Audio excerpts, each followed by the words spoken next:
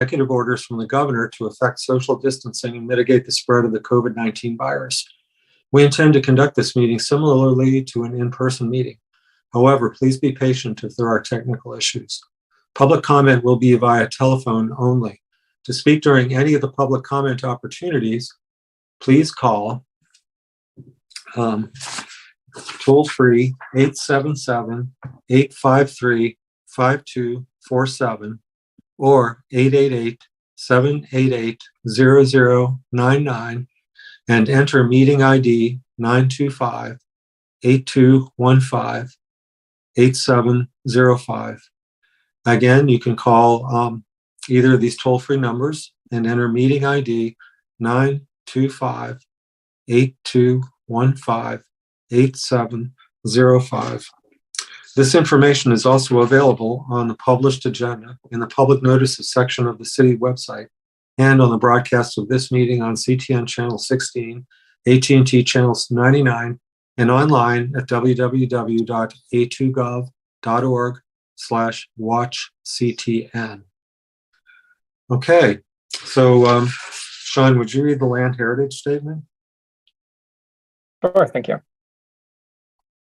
I acknowledge that the land the city of Ann Arbor occupies is the ancestral, traditional, and contemporary lands of the Anishinaabe, including Odawa, Ojibwe, and Badewadmi, and Wyandot peoples. I further acknowledge that our city stands, like almost all property in the United States, on lands obtained generally in unconscionable ways from indigenous peoples. The taking of this land was formalized by the Treaty of Detroit in 1807. Knowing where we live, work, study, and recreate does not change the past, but a thorough understanding of the ongoing consequences of this past can empower us in our work to create a future that supports human flourishing and justice for all individuals. Thank you, John. Sean, would you do the roll call? Sure. All right, we'll start off with Commissioner Needham. Commissioner Needham. All right, Councilmember Dish, I believe, is phoning in. Let me allow them to talk briefly.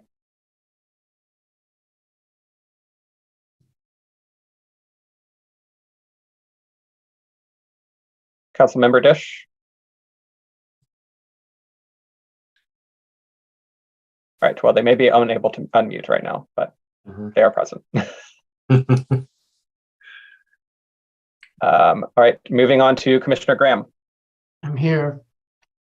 Thank you. Councilmember Griswold. Here in Ann Arbor. Commissioner Callowart. Here.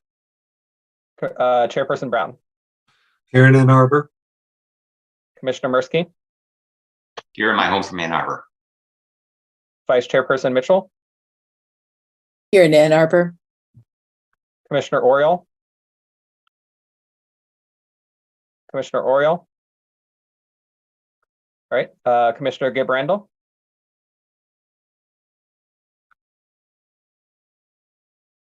Commissioner Gabrandel.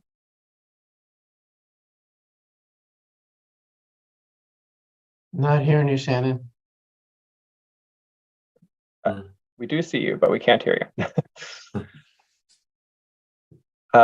Commissioner Marson. I'm here in Ann Arbor. Thank you. Commissioner Gruber.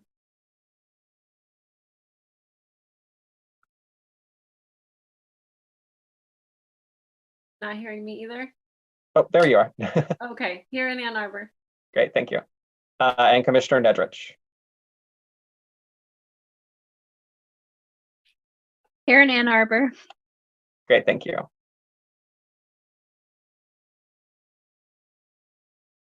And that is a quorum. All right, thank you, Sean. So the next item on the agenda is the approval of this agenda as drafted. Let's see. Does anyone wish to change any part of the agenda?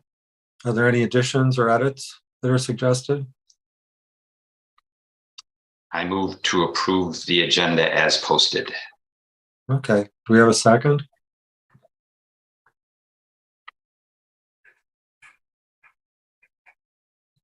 Hello? Yes, we have Okay. a second. Let's take it from Commissioner Gruber. Okay.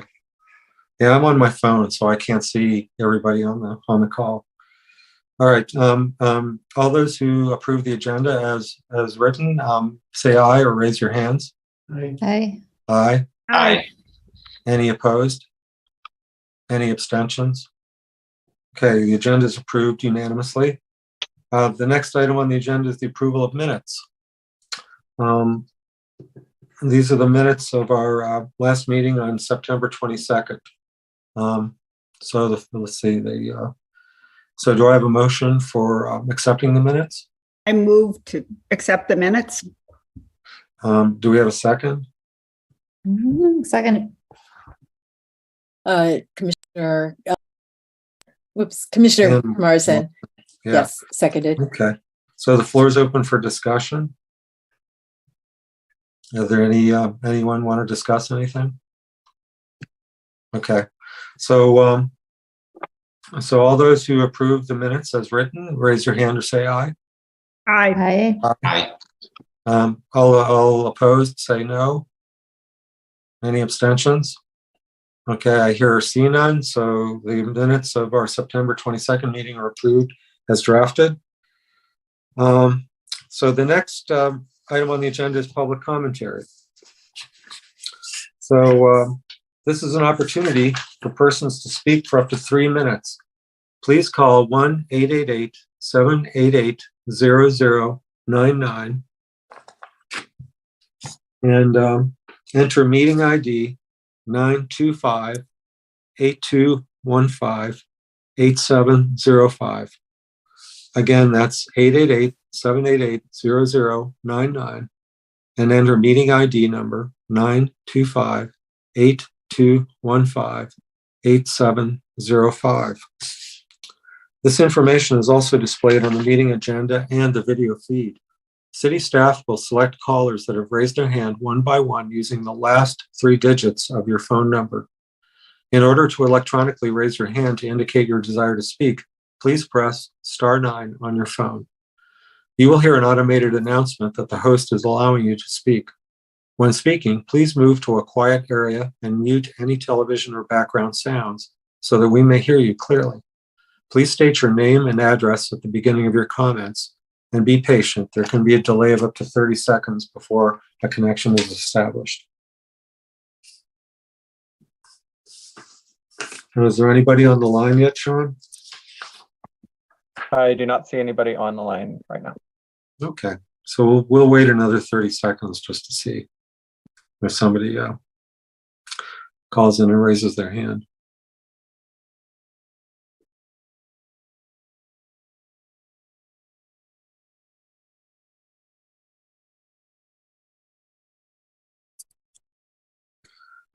Okay, is there anybody on the line? There is not. Okay, thank you.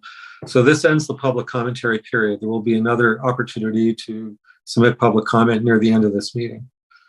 So there is no unfinished business on the agenda today. So let's move on to new business. And when we do, because I have to attend this meeting on my cell phone, I'm going to pass the chair responsibilities on to Rita Mitchell, the vice chair, if there are no objections. Are there any objections? Okay, Rita, you have the floor. All right, thank you. According to our agenda, we do not have any new business or unfinished business, I'm sorry. So we can move on to the new business. And our first topic tonight is an overview of our Ann Arbor water. And we have a guest joining us tonight, staff, Brian Steglitz. And we've asked him to be with us tonight to talk about the new unified Ann Arbor Water Department. So with that, Brian, if you would just take over and give us some overview, that would be great. Okay, great. Can you hear me okay? Yes. All right. Well, thank you first for asking us to come speak about this tonight. We're trying to take this opportunity. We'd like to take this opportunity to continue the messaging around our new brand. So I'm really actually pleased that you asked for us to come, because we probably would have reached out to you anyway. So But what we've been working on over the past, it's probably the better part of the year, is looking about how we can rebrand the utilities. Right now, we operate, I think, as you all know, 3 different utilities that have typically operated in silos, being the drinking water system, wastewater or resource recovery, and stormwater management. And what this branding has allowed us to do is to talk about this around a singular water, water as a singular resource. We use it for all of these purposes. There's been a trend in the water space to begin to talk about water as a singular entity, one water. And we're taking this opportunity to really get up to speed. The industry has been there already for several years. So I wouldn't say we're behind, but the time was ripe for us to start looking about how do we start talking about this as a singular resource. So, what you'll hear in a lot of upcoming communications as we start to continue to talk about this is the connection of the utilities, again, managing the singular resource, really talking about the value of water in the community. It provides all, the 3 things that I just mentioned associated with our utilities, but people use it for recreation. We use it for power production. So it's a central part of the Ann Arbor community. We all probably touch water in some way every day. So again, the brand Ann Arbor Water is to really just illustrate the importance of that for the city and the community. There were some questions that were sort of posed, about strategic goals, performance-based indicators. Right now we're really just focused on communicating so people are aware, they understand that, their services won't necessarily be changed as they receive them, as they interact with the city, but our messaging and public engagement is all going to be more focused on this singular resource. We've had multiple periodicals that we use. We've used our Quality Water Matters brand for drinking water, and that's been in place for several years. So all of the things that are going on are going to be blended underneath this new umbrella. So actually beginning, I think, November 1st, so next week, we'll have our first Ann Arbor Water newsletter that goes out that will replace the several that we've been historically doing. And it will be blending communication about all of the utilities underneath that. So that'll be a subscriber base. We can send you the link to that so you can get access to it. And then if you're interested, through our Gov delivery, you can subscribe to get our monthly newsletter. So we're really excited about it. I've already seen the draft, and it's really great. So I think we're really proud of what our team has put together.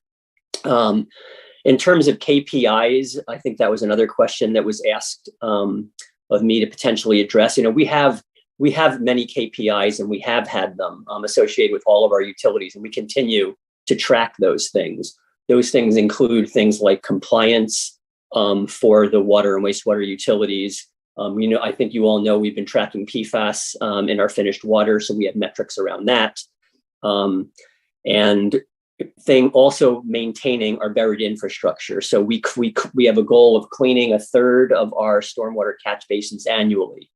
We track and trend sanitary sewer overflows. We look at condition assessment of all of our buried infrastructure, so water, stormwater, and sanitary collection. And we trend all of those things.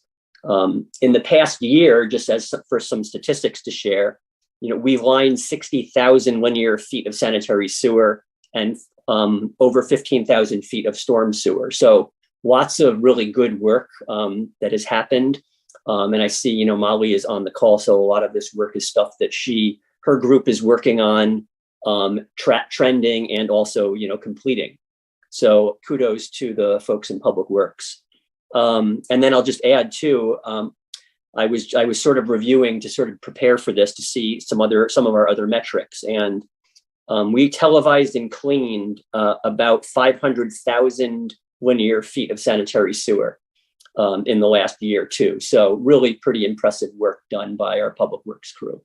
So those are just a sampling of the types of metrics that we have in place associated with this new Ann Arbor Water brand. So I guess with that, I really wanted to see if there were any questions. That's sort of a brief overview, but I'd be happy to answer any questions you have about this topic. Councilmember Griswold?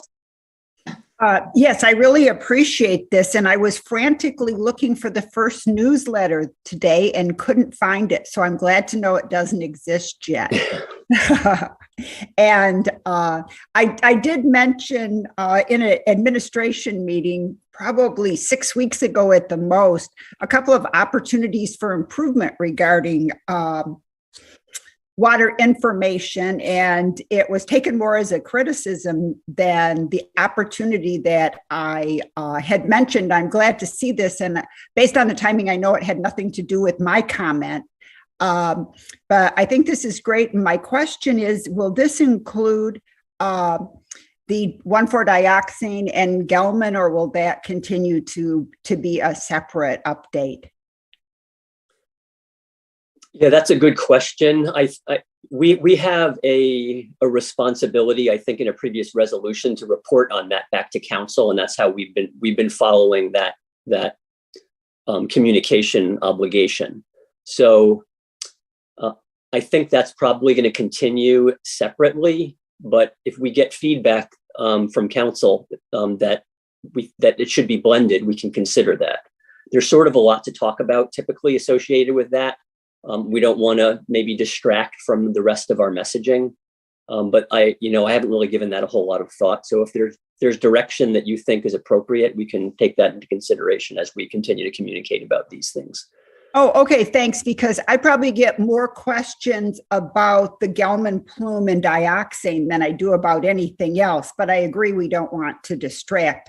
And lastly, I appreciate the visibility that the water department or whoever's out there, that little drop guy, and the testing for the 3 types of water. Now, what I was told is that people who drink Ann Arbor water during the test, they prefer Ann Arbor water, and people who don't drink Ann Arbor don't necessarily. Is that actually statistically true? I don't know if we've done a lot of statistics on our taste tests at our events.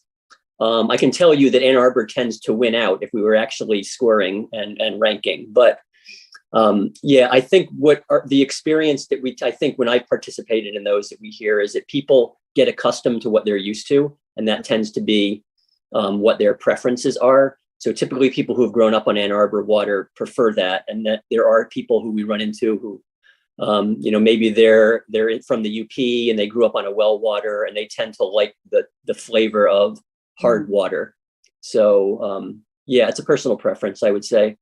But in general, Ann Arbor water stacks up well. I think, as you know, aesthetically, we've won a lot of awards in the state on the taste of our water. So we're pretty proud of that.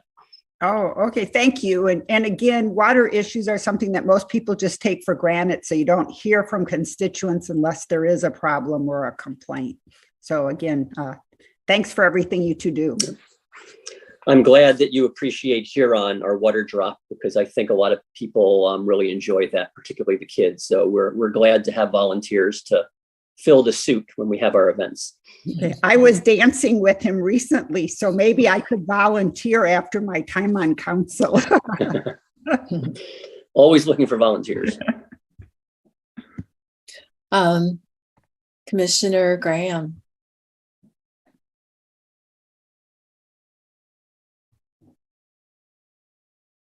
I think you're muted.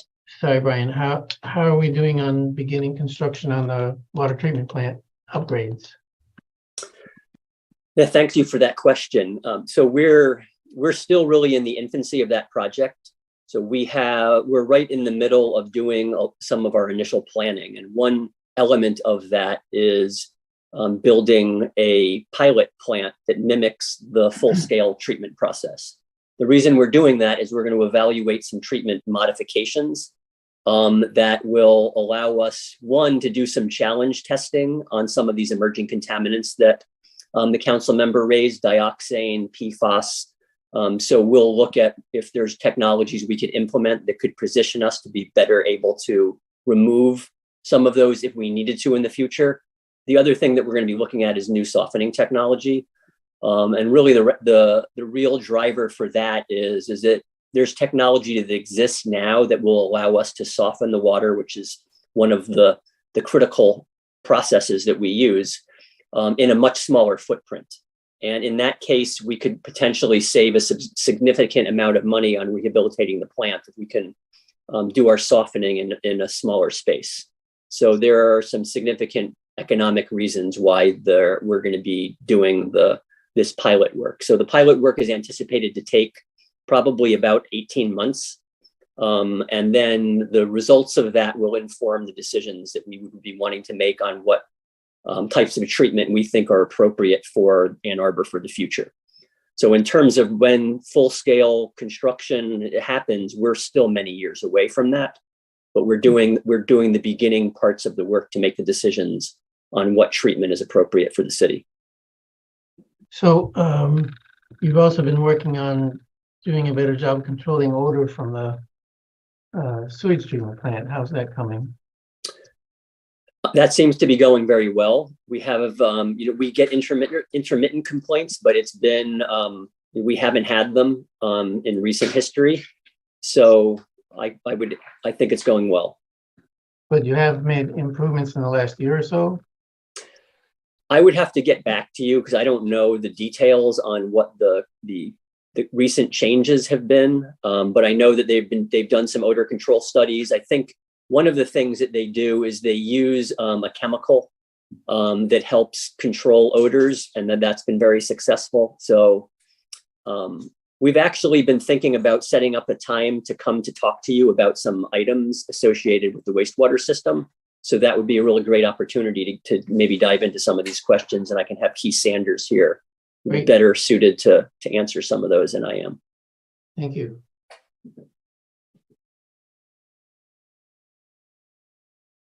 Anyone else?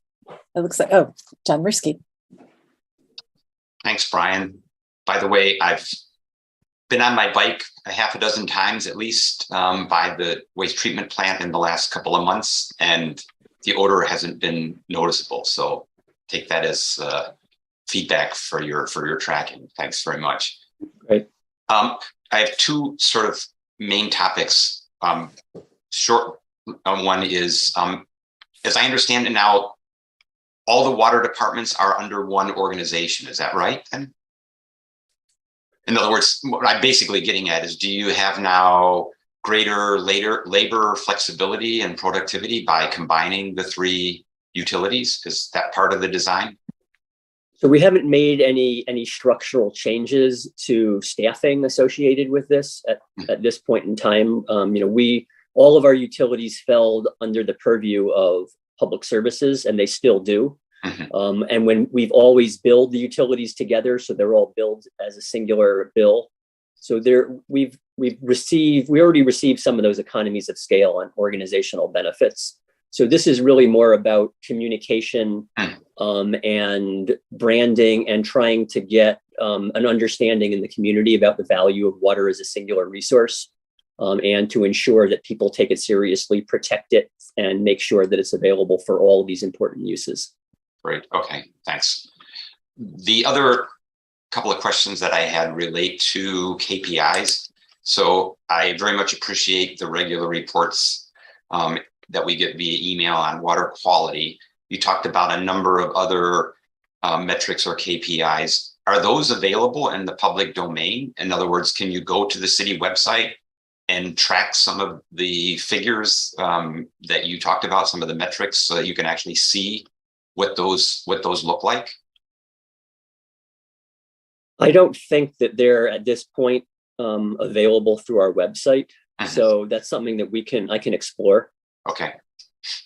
So we have actually a resolution talking about. I don't want to put Molly on the spot, but she may be able to answer about some of the metrics that her group is tracking, and we can discuss if they're not means of maybe making them available in the future. Yeah, I don't know that we need to get into that level of detail. What I would hope is that they become available in the public domain, that they're trended, so we can see not just a snapshot that, X number of feet were done in this year, but how was that compared to prior years? And even more important, how did that compare to the goal for that year? So if you did, 500,000 feet or 60,000 feet or whatever it was was that meeting the target, or was that 50% short of the target, or was that above the target? That's really what I think is helpful for us in judging how we're doing against, some of our key indicators, and what our objectives are in order to be able to maintain and operate the system effectively. So those are just my thoughts on that topic.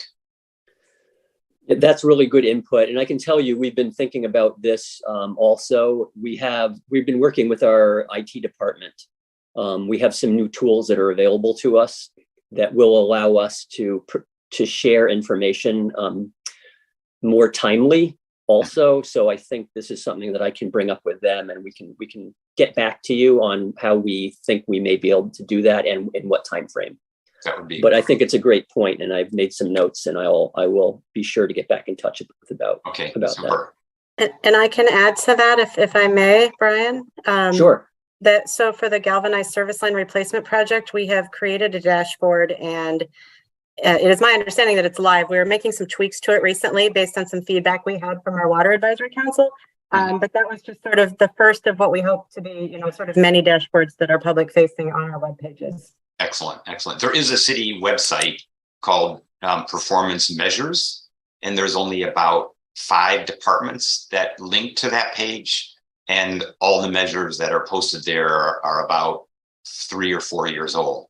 So it would be great if we had that level of transparency that I think also is helpful for not only commissioners, but the public, and potentially even for staff. So thanks very much.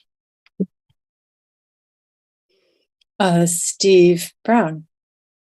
Oh, yeah, Brian, I just had a quick question of whether the dams are part of this, is maintenance and supervision of the dams part of this new department? So the maintenance and the operation of dams falls under the umbrella of the water treatment services unit. So the answer is yes, from a structural standpoint. Okay, great. That's all I wanted to know. And I have a question which has to do with tracking contaminants in groundwater specifically. I understand that there is some TCE that has been identified, at least on the west side of town, and possibly other areas. And I'm just wondering if information on that kind of testing and tracking will also be available to the public. I'm going to have to look into that and let you know. I don't know off the top of my head. Okay. All right. Thank you. John Mirsky has another question. Yeah. No, well, just one quick comment for everybody's knowledge. I think, Brian, correct me if I'm wrong, the city owns and controls 4 dams, and 2 of them generate electricity. So we get hydropower from 2 of those dams that we then send into the DTE grid. That's not very widely known. That is correct. It's about 1.5 megawatts.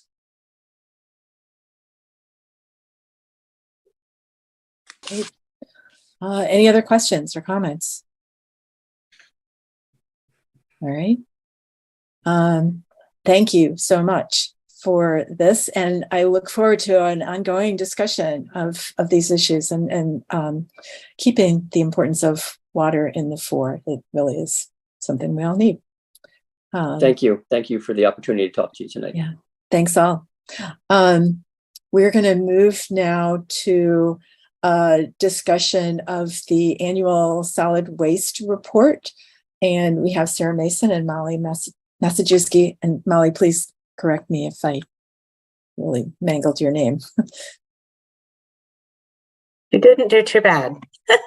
It's Maciejewski. Oh, thank you. You're closer than most, so thank you for that. So yeah, we'll turn it right over to Sarah. Sarah, okay. This is Sarah's show tonight. Okay. Gosh, thanks, Molly.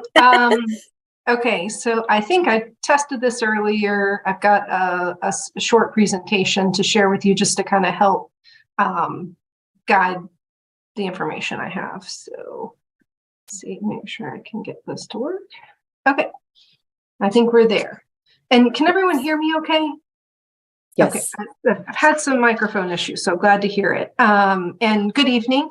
Thank you again for having me. As a reminder, I'm Sarah Mason. I'm the Resource Recovery Manager for the city.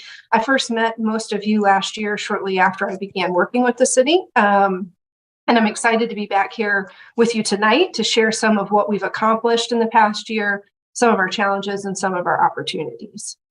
I also want to just highlight that many of the things that I'm going to talk about, many of the programs are directly tied to recommendations in our most recent solid waste resource management plan. So we are making work or progress in that work. The plan included 24 different recommendations under 6 different focus areas around residential, commercial, downtown area services, education and outreach, diversion related facilities, and funding. And in almost each of those, we're doing some work and making some progress towards some of the recommendations. So what I'd like to do this evening is share some in-depth detail on some of the major initiatives we've been working on, and then touch on a few other programs that we've got happening, and then talk about some of our challenges and opportunities, and of course, leave some time for questions and answers. So the first thing I want to talk about is the recycling education cart tagging campaign. And some of you may recall, the city was involved in the planning and organization for the Washtenaw Regional Resource Management Authority, or you may know it as WRMA, over a few years. And I'm happy to say that earlier this year, the city was able to join as a member of the authority to help work on messaging around recycling and solid waste services in the region. Our membership brought access to some education grant dollars that were awarded to WRMA from EAGLE for improving the quality and quantity of recycling collected in curbside programs. The other 7 member communities of WRMA were able to complete this work last year, and we focused on our residents for this year, which came at a great time for Ann Arbor, as our new processing agreement did have a few small changes to the items that are acceptable in our curbside carts for recycling. So the cart tagging program, which is designed by the Recycling Partnership, began by sending out this informational postcard to all residents in single family homes that identified that we were going to be doing the project and what can go in your cart, and then some of the common items that we see in the cart that don't go in the cart. Then over the next 5 weeks, there was a period of cart tagging carried out using temporary staff from Lead Point, which is a staffing agency that the Recycling Partnership works with. And they went by to look in carts and leave a tag if they found items that were in the cart that were not supposed to be in the cart. And they did that just by quickly lifting the lid and looking on top. And so these were the tags that we used for that program. And it's an oops tag. It's meant to be, it's not meant to be punitive. We really want everyone to do the right thing. It's just meant to say, oops, we found something in your cart that shouldn't be in there. So please correct it and take that out. To measure the success of the campaign, they do an audit on material before the cart tagging and an audit on a sample of material after the cart tagging to see if there was an impact on the quantity and quality of material collected. As part of that, scrap metal items were one of the items that was previously accepted in our curbside cart, but are no longer part of that program. You can still take scrap metal to the drop-off station, but it's just not a good fit for the curbside program. It doesn't act the way packaging would act in the MRF, in the sorting equipment. So we actually had quite a bit of it in there. We sent out this as a top issue mailer, focusing on that change to let our residents know that that was something that could no longer go in the cart. And we did see a dramatic reduction in the sample collected before and after. So we do think that this messaging was helpful. Additionally, the results from the 5 weeks of cart tagging showed that for the households that were visited, we had an over 80% participation rate, which is excellent. And we saw a 20% decrease in the contamination from the pre-tagging sample to the post-tagging sample. And so that was also really excellent to see. Some of the top contaminants that we saw included bagged recyclables, plastic bags and plastic wrap, bulky items, tanglers, which are long things that can get wrapped around the sorting equipment. So think of a garden hose or like a chain or other long things. Christmas lights, and then shredded paper. And shredded paper is another item that was previously accepted in our curbside cart and is not now. Shredded paper in a MRF is like a party, just goes everywhere. It's really too small to be recovered in that type of environment. So it's better to, I say party because it's like confetti. It's better to take that to a drop off. So that's the first thing that I was going to mention. The second big initiative I want to talk to you about is the solicitation process we've undergone to secure a new franchise collection contract for commercial solid waste. The city does have a franchise for the collection of commercial solid waste. The current agreement has been in place for over 10 years, and it was amended and extended because it was coming up for renewal when the solid waste resource management plan was in development. And we wanted to wait until we had the recommendations from that plan before moving forward with this contract. We did a lot of stakeholder engagement. We talked to our internal city staff. We talked to downtown stakeholders. We talked to other businesses that we sent out a survey to gather feedback from other businesses that received collection under this contract. And then we put together our RFP, which was issued in May. And then the original due date was the end of June. An extension was requested and granted. And so that should say July 16th. I'm sorry, I have a typo. It was extended to July 16th. No, that's correct. Extension granted June 16th, due July 14th. And then we had the evaluation committee, which was made up of city staff, including we had customer service staff, staff from OSI, the Office of Sustainability, and Public Works staff. We conducted vendor interviews. We had 2 responsive proposals and 1 responsive no proposal. And after the vendor interviews, we selected Waste Management as the intended vendor, subject to a successful contract negotiation, which we have been in place now. We've had 3 negotiation meetings with them. We have a 4th tomorrow, just to work out some of the details around optional services requested in the contract. And then we hope to have the final contract to City Council for approval at the end of this calendar year, very early next year. So the current agreement expires on June 30, 2023, and collection service under the new agreement would begin July 1, 2023. But in the intervening period, we're asking the vendor to do a right-sizing analysis of the current level of service and make recommendations to improve efficiencies where they see fit. Some of the other areas of focus under the new contract include moving to direct billing and customer service to be handled by the hauler instead of by the city.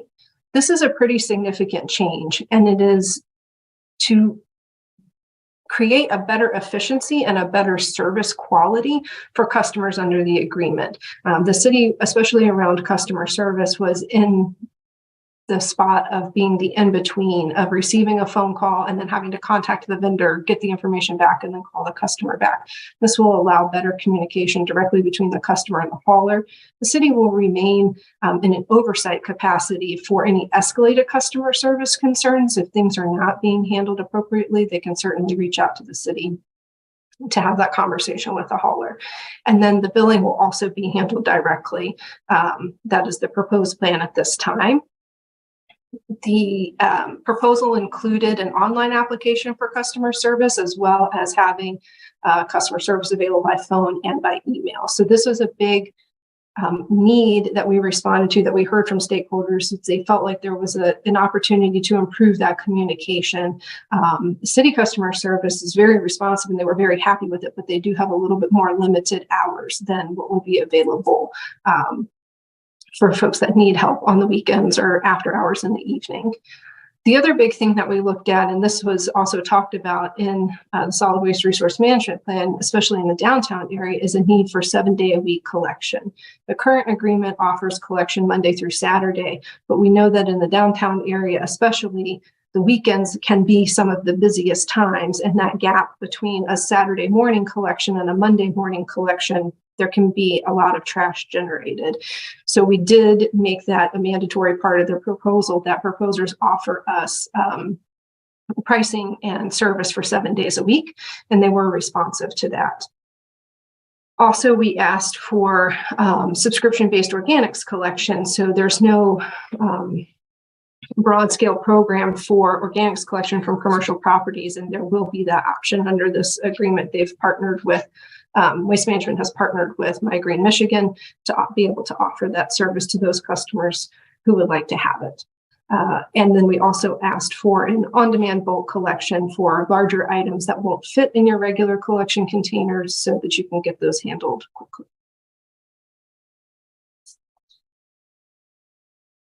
I wanted to also point out that, with the commercial RFP, we did have a focus on both customer service and also looking for a vendor that would help us meet our A20 goals. So we did have a focus in the evaluation criteria on customer service and a sustainability plan in addition to their work plan and qualifications.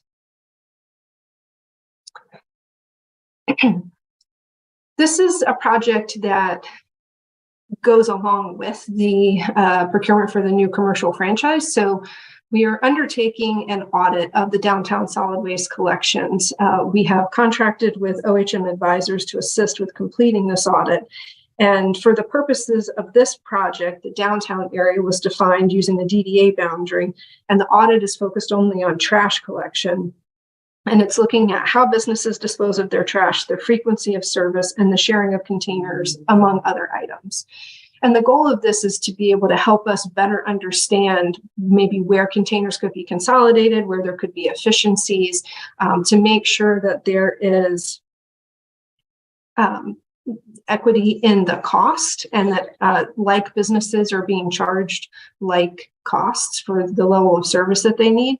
This will also help us understand if we have an opportunity to establish minimum service levels to prevent the overflow of trash.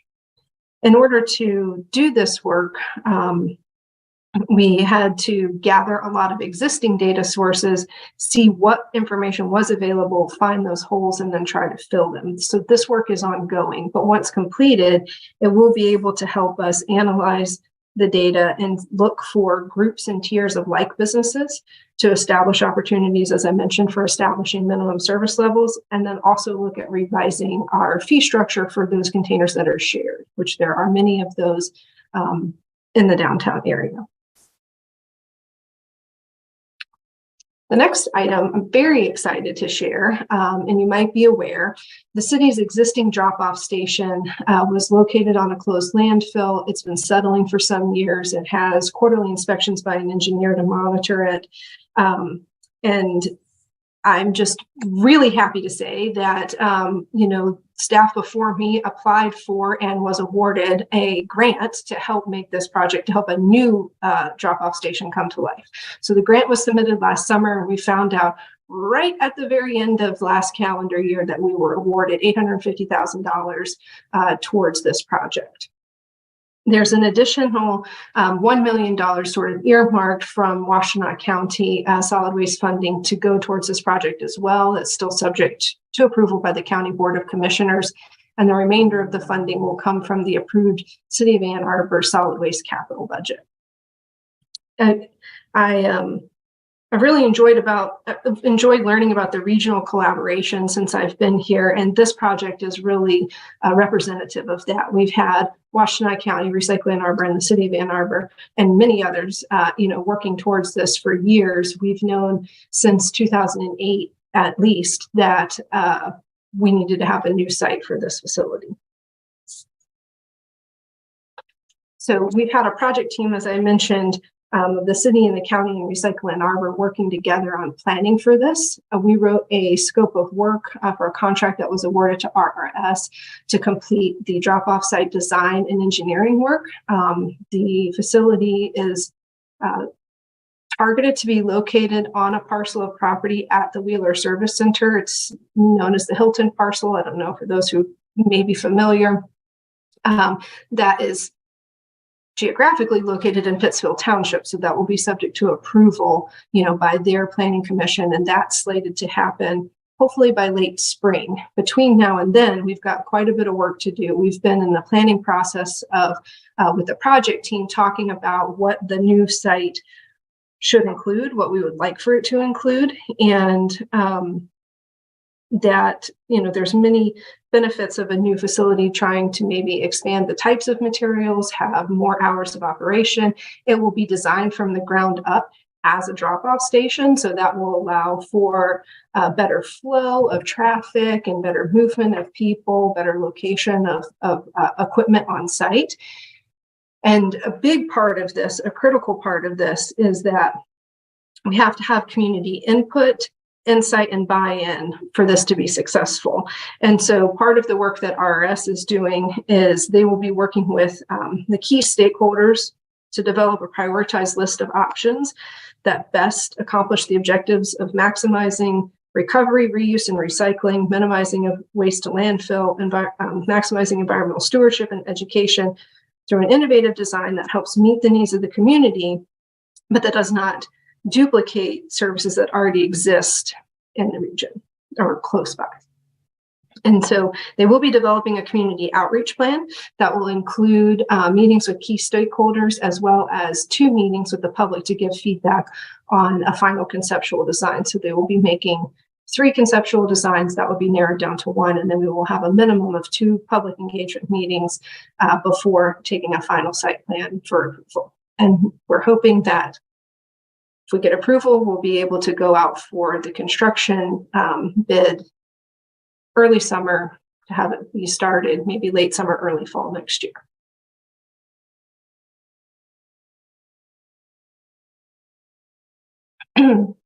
We've had a lot of big things happen this year. One of the other items is that we've long partnered with the Ecology Center to do education around our trash recycle and compost programs. And the work that they've done for the city historically has been focused more or less on youth education. And we've heard through the solid waste resource planning process and others that we needed to have a broader reach with that education. And so we did, again, a lot of stakeholder engagement, talking to internal stakeholders, external stakeholders to see what that should encompass, and developed a contract that has 5 major work areas, including the development and the marketing of a community-based social marketing plan campaign, commercial sector education, outreach at community events, multifamily education, and then also youth education. The community-based social marketing was one of those items that was a direct recommendation from the solid waste resource management plan. And so that will be developed by engaging the community, different groups of folks. We have some priority audiences, our partners, our industry stakeholders, those that operate the MRF, operate the compost facility, and then community champions. So that plan has not been developed yet. We're just in the very early stages of putting that together. So you will probably be hearing more about that work as it progresses. A couple of the other programs I just wanted to touch on are that we also completed 2 successful move-in and move-out events this year, one in the spring, one in the fall. Both were held at 2000 South Industrial for drop-off operations. We also provided extra collections, 4 days in the spring for free and 5 days in the fall event for free to those customers who requested them in advance. We also have had several of our contracts up for renewal and under negotiation. So the contract for our compost operations, the current operations contract for the existing DOS, as well as the recycling collections for commercial and multifamily. And then on top of all of that, we continue to monitor issues. We have, trash in downtown alleys, and we continue to work with various stakeholders to find more sustainable solutions for some of the things that happen there. And then also we have winter compost collection is on schedule for 2023. We did that for the first time last year. We did once a month, and we'll do that again for January, February, March. To help collect more of the food waste in the winter.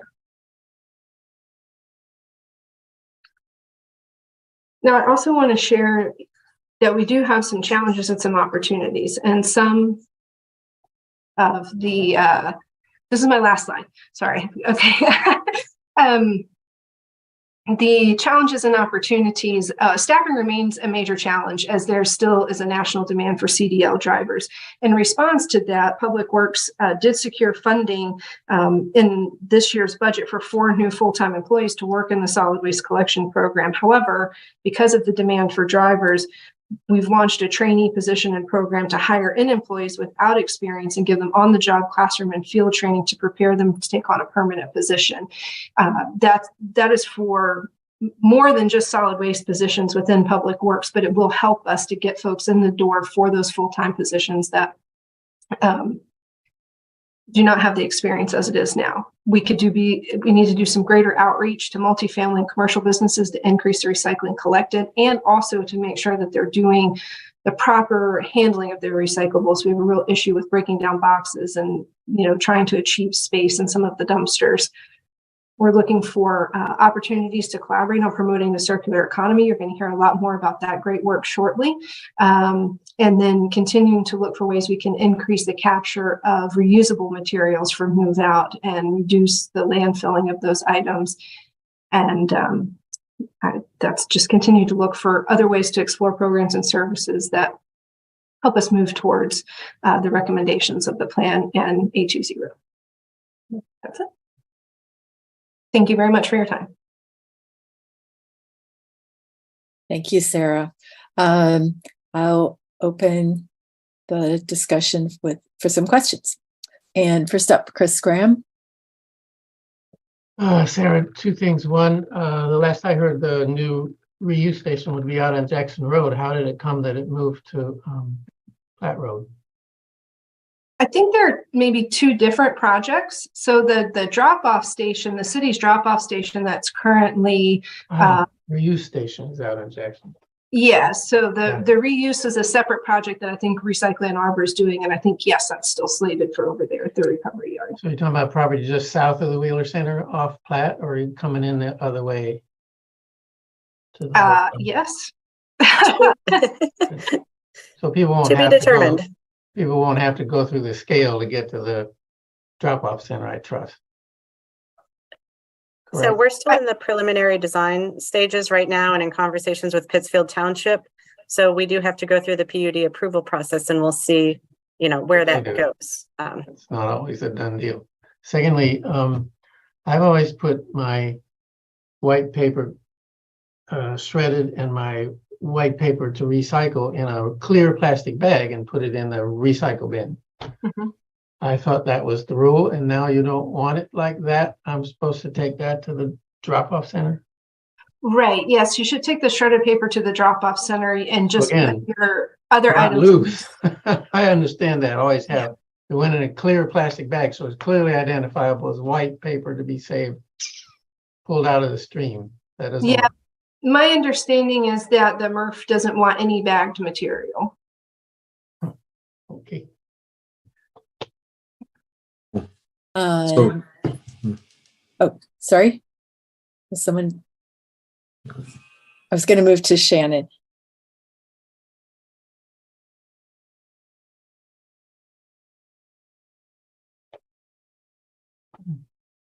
We don't hear you. Oh, bummer. I think we don't have chat on this either. Okay. All right. I'm so sorry, Shannon. If Shannon texts or emails one of us, then we could read it. That'd be good.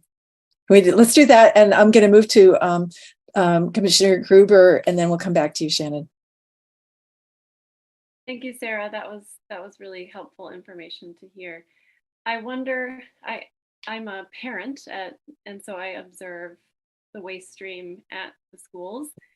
And I notice, at least at this one school that I'm at daily, there isn't, in some cases, there's no recycling bins. We have our own composting program, but I don't think a lot of schools compost. So I wonder, as part of your education outreach and marketing plan, you listed a lot of really great groups. Does the AAPS school district fall under any of those groups? Do you do outreach to them? So Yes. So the youth education program, we did change it. It used to be that there would be like a menu of options and different teachers could select programming. And we've revised that so that, and we are working with the AAPS so that all second graders and all seventh graders will get a program around materials management. And through that, we've partnered with the Freeman Environmental Center where they, and so the second grade trip is like a half-day field trip there where it's half day with the Ecology Center at the city's program and half day with the Freeman Center staff doing a program with them. So yes, it includes them on that side of things, but not necessarily on like reaching out to the administration to see if they have recycling bins. But all schools should have recycling, so that's definitely something we could follow up on. Yeah, I get they do have recycling bin, but like for example, at lunch, there's a lot of material used that it can be recycled, but it doesn't. It goes in the trash, so it's not stationed in places where staff or students can recycle, and that might be an individual school thing, but maybe some outreach on that would help. It seems like maybe each school kind of does their own thing, or at least that's my perspective. Maybe Okay. there's not like a central message sent to the schools about recycling and composting. I don't know if you guys do composting for each school or if they have to specifically request it. There's a lot of food waste that could get composted. Right. So that's good feedback. And I'm not familiar enough to know with how the school system is organized and how they like disseminate information to their different facilities, how they set it up. But that's good to know. And we can keep in mind when we're talking with them. I'll just say one more thing. I'll give you a number. We did a waste audit at Eberwhite Elementary School with their permission, and we only measured food waste. We didn't measure recyclable materials. And there was 200 pounds of food waste every day at one elementary school, which comes out to about 36,000 pounds of food waste over the entire year at one elementary school. Yeah. We're composting it now, but we're composting it in a pit on site, so it's not going to the city compost. But I don't know how representative that is of the entire district, but I would guess it's pretty close. I mean, other schools are having similar numbers. Thank you. Thank you. Yeah. John Mursky. And Shannon, did you send a question? And I'm not sure who you sent it to. It didn't go to me. I hope it went to Steve. No? Sean? Okay. We'll ask Sean to come in. Okay. So, but first to John Mursky. Okay. Thank you. I want to make sure that I understood the new commercial contract is trash to landfill collection only, right? Yes, also with subscription-based compost collection. Right, with the subscription composting. But in terms of any changes to recycling, there's nothing related to that, right? That's, I know, part of the shrimp, but that's a completely different activity, right? Yes, and yes, so you're right. There was a recommendation originally it didn't go quite like, there were a few options there. And yes, so it's not consolidating recycling into that, but nothing has changed with our recycling collection, just with the trash. Right. Am I correct that recycling in the commercial center is in the low teens in terms of diversion rate? Does that sound right? I think it's above 20%. So I don't think it's quite that. Oh, okay. But I would have to double check. Yeah. Okay. And Sarah, if I could just add one thing about recycling collection. So the one thing that has changed in the last year is in July, we started Saturday collection in the downtown. That was something that we've wanted to do for a very long time. And with the additional funds to hire 4 more people, we were able to make that happen. Okay. Okay, great. I was looking for something else actually in preparation for this meeting, and I came across something, and this is going way back, so I don't know if anybody can comment on it. Let me look at my other screen here just a second. It says, so this was on a March 2009 resolution to authorize commercial solid waste collection contract with Waste Management. And it says in the statement related to it, that the results of this effort indicate that the recommended programs can be implemented to enable the city to achieve 50% diversion of its commercial waste stream while maintaining a positive net impact on the bottom line of Solid Waste Enterprise Fund. What happened if we were targeting 50% in 2009? What's different about today, or what changed? Can anybody comment on that? I can't speak to this program specifically. However, I will tell you that generally diversion rates have been a trickier thing in the industry because we've seen a light weighting of the ton as packaging has evolved and what goes in the recycling stream. That might be a little bit different on the commercial side, but on the residential side, we've seen that really shift. You know, we've seen newspaper drop out. No one really takes the newspaper that much anymore. You know, we've seen cardboard go up. The packaging has become thinner and lighter weight, more plastic, less other materials. So in general, tracking those diversion rates, which are done as a weight-based metric, has there's been a lot of discussion about, you know, is that the best way to measure a successful program? Because your volume could go way up, but the weight may not. Okay. Maybe that's something we can talk about at a future meeting if we look into diversion rates in greater detail. Another thing for my education and understanding, I remember past reports on the status of the Solid Waste Reserve Fund used to indicate that there was planned spending for rebuilding the drop-off station. There would be, you know, a footnote saying that, you know, X number of dollars were being planned for that.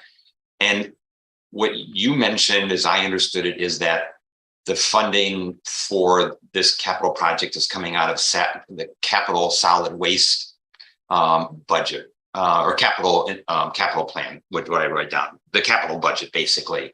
What is this? I know obviously the solid waste reserve fund is used to some degree depending on commodity prices to buffer that and things like that. Is it used also to fund capital projects like the drop-off station, or was funds from it used for the MRF reconstruction? I don't think so. I think RIA did that on there. What's the solid waste reserve fund used for other than these buffers to buffer us against market, let's call them market fluctuations? That's a good question. I'm probably going to have to defer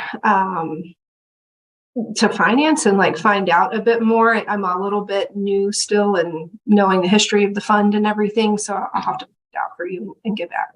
Okay. I will just add though that you mentioned, you talk about sort of saving for rainy day or fluctuations, and we are already seeing some pretty big shifts in the market, in the recycling market in particular. The commodities markets have fallen for paper. Right. We are seeing pretty significant price increases coming for almost all of our contracts. Mm-hmm. Well, I should say virtually all of our contracts that are up for renewal. And also even our preliminary engineering numbers for the drop-off station look like we're going to be spending quite a bit more than we originally planned. So those things do have an impact. And I know, again, we don't want to speak for finance on the particulars, but that is something to think about. Okay. On top of, we continue to look at ways that we can improve service and add service. And of course, then we've got to figure out how to balance that. And we don't want to necessarily use fund balance for that, but we do have to factor everything in and look at the whole picture when we're making those choices. Right. Okay. And then related to that, posted to Legistar prior to the meeting, there was a sort of budget summary for solid waste collection, revenue and expenses. And it looked the way I understood it is that solid waste ran so 2 years were posted, 2021 and 2022, I think the two fiscal years. I think they were fiscal years. And it looked like there was this is now by memory, $3.5 million surplus 2 years ago, and roughly half of that last year. Does that sound right?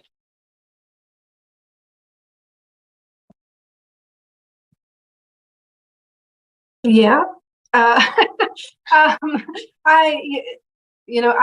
Let me get back with you on the particulars around the finances. Okay. I can do that. Yeah. And then one last question, sorry.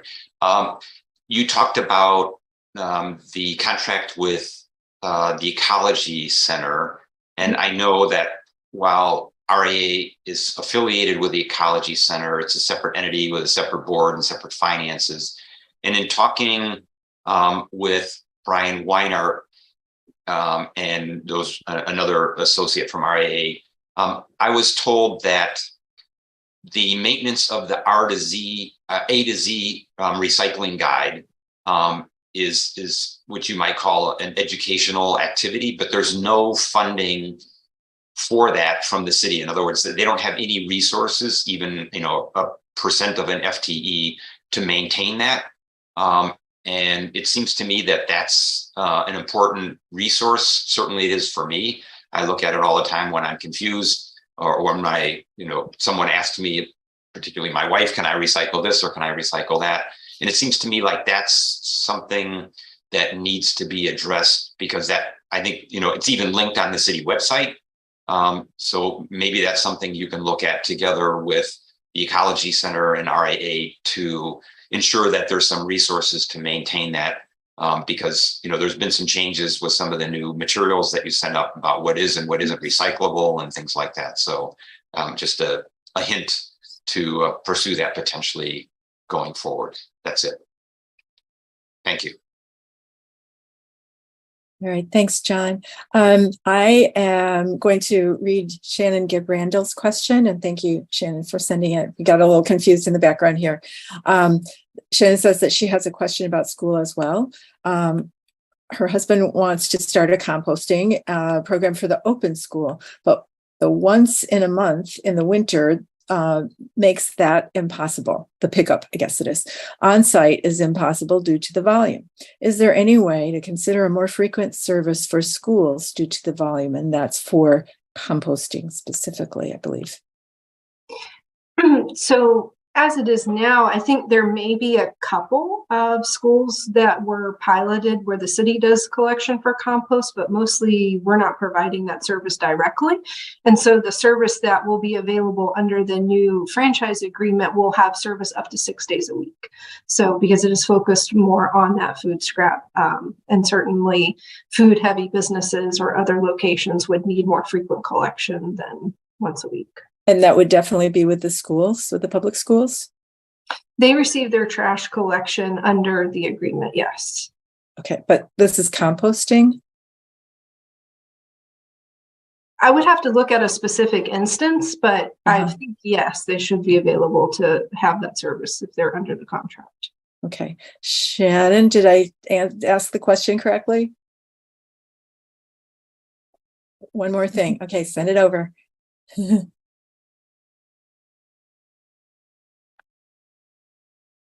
So just to clarify, your question was about subscription-based composting under the new contract, or was it about residential? No, this was about public schools, composting Right. in public schools. Correct. And But so the example was the open school, Mac Open. mm-hmm. Right. So servicing, if we can service a school that sits along a residential route that has carts, then we're able to absorb that into sort of our current operational structure. If they're looking at something larger, like getting a dumpster, then and servicing compost that way, that would fall under the commercial compost subscription base that we're looking at starting with Waste Management and their subcontractor under that new contract. Okay. But right now, large scale school composting is not offered. So what about, Shannon, I'm not sure I'm getting in this because I'm not familiar with the program, but winter service, is there service in the winter? So right now we do winter compost just once a month. We have very, very low volumes. So low, it's almost hard to measure. They're so low sometimes, especially when they get frozen in the carts. But we piloted that last year, and we felt that it was successful, that we hope to grow participation, but we don't really plan to grow the frequency right now, just because the volumes are so low. Yeah. But if I may, under the subscription service under the new contract, that 6 days a week would be year round. Yeah, yeah, that's different. Yeah, right. Okay. All right. So, right, Nice. sort of apples and oranges as far as, it really depends on the container type and where that school facility is located and what volume they're looking to get rid of. Okay. And I'm hoping that you'll kind of address or, assess the schools as well, because maybe each one has unique situations. And I would guess that there's a lot of interest in it. Certainly there's an educational value. Yeah, I do know that some of the schools have tried composting. I don't know what service they've used and what success they've had, but, with the contract with the Ecology Center, that's an opportunity that we can look at. Okay. Commissioner Gruber, did you want to pursue your question with your hand up? I think it mostly got covered. I just would encourage you to reach out to the schools, because I do think there's a lot of interest, and I do think that the district is hearing from the community that they want more of this, and so they would potentially be. I hope they would be interested in the subscription. I don't know how that works, but that I would encourage you to communicate with the district on that option for them. Yes, thank you. We will definitely look into that. All right. And I'm a little worried about time, y'all, but Steve Brown, you had your hand up. You're going to pass. Okay. All right. I actually feel like we need to move forward with our next topic, but I really want to thank Molly and Sarah for being here and answering these questions. And it sounds like there's some important kind of follow-up that we can do, and we'd be happy to do that. So let's collect our questions and pass them along. And so I am going to ask that we all move to our next topic, which is the circular economy. And we have presentations led by Commissioners Callowart and Councilmember Dish, and the students, staff that have joined in and prepared information for us. So yeah. I'll turn it over to you, John. Okay, if I take it over? Okay, thanks. Yeah, I've just got a brief intro here to a two-part overview that we're going to be sharing about the circular economy. This work builds out of the Environmental Commission Zero Waste Working Group. For nearly 2 years, Councilmember Dish, City Staff Member Jenny Petoskey, and myself have been meeting weekly or even more frequently than that sometimes to focus on Strategy 5 of 820.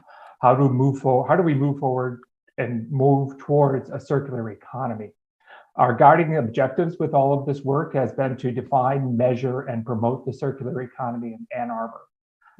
This work has been extremely successful, in my opinion, in garnering financial and other support to kind of move it forward and accelerate the work. And I think that's been due to kind of this effective partnership of a council member, a commissioner, and city staff, so that we've been very coordinated in our efforts from the very beginning. Just some examples of the resources that we've been able to pull together for this. We've had 2 interns supported by the Office of Sustainability. We had a micros grant we have a micros grant from Next Cycle. That was initially to support the interns, but due to timing, that's been redirected for outreach. We also had support through Next Cycle's I2P3, the Intergovernmental Initiatives for Public-Private Partnerships. That has really helped us refine and focus our message. And the outcome of that is going to be what Jenny's going to be sharing with you in a minute. We've also been very fortunate to have a group of students from the School for Environment and Sustainability with us for their master's project for about 1.5 years. And they've also leveraged additional funding to bring resources and support to the work. And finally, we just got funded with a $20,000 Urban Sustainability Directors Network grant to help us with some focused community outreach that we'll talk a little bit more about in a minute. And I just want to recognize one of our great partners in all of this, Kathy Duchamp from the Ann Arbor Thrift Shop is one of the attendees tonight. So just want to thank them for all of their work. And you'll be hearing a little bit about what we've been doing with that partnership. So with that, I'll turn it over to Jenny to give us kind of the overview. Hi all, can you hear me? Okay, I'm going to share my screen.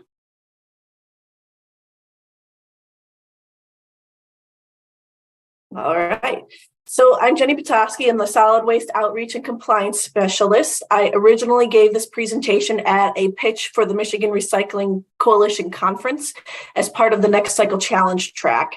So you'll hear me asking for funding. That was part of the pitch. I left this in here to help illustrate the innovative ways that we are seeking support, which John just enumerated, and to highlight the significant support of the state for funding for materials management. There's a lot of money out there right now. As you know, City Council unanimously passed a carbon neutrality plan for the entire city to be carbon neutral by 2030. One of the strategies in there was to move toward a circular economy. That's under Strategy 5. So our project is showcasing the role that reducing consumption can play in reducing carbon emissions and also in promoting equity by expanding opportunities to reclaim products, materials, skills, and valuing people.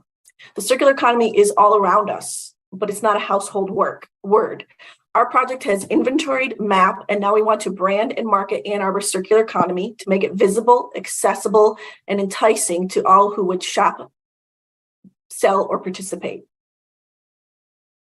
Maybe the circular economy isn't a household word because it addresses parts of our carbon footprint we don't often think about.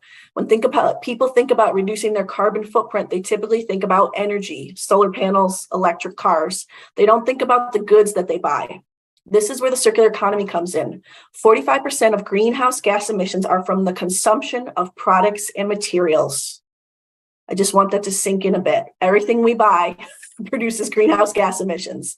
So if we can reduce the consumption of goods, we can reduce greenhouse gas emissions. The circular economy also plays a role in resiliency, which we measure as connections and skills that enable people to thrive as climate change progresses, and equity, which we see as ensuring everyone has access and equal outcomes or the outcomes that they desire. Through our one-on-one engagement, we have discovered that equity and resilience are inherent to and developed by the circular economy. Over the last 18 months, through a literature review and one-on-one engagement, we discovered that the circular economy is vast and it's grounded by those whose participation is a part of their lives rather than a term. This is historically our Black, Indigenous, people of color, and lower income communities. Some of you may think of the circular economy as product and business focused. What we discovered is that it is also about people, governments, skills, and services. While the linear economy creates emissions by linking consumption to waste, the circular economy reduces consumption-based emissions by keeping consumer goods in circulation. Read the items on this list. Do you do any of these items? Raise your hand if you do any of these items. If you do, you're part of the circular economy. It's not a household word yet. We need to brand and market so that it is. I'm going to take you on a journey of our discoveries.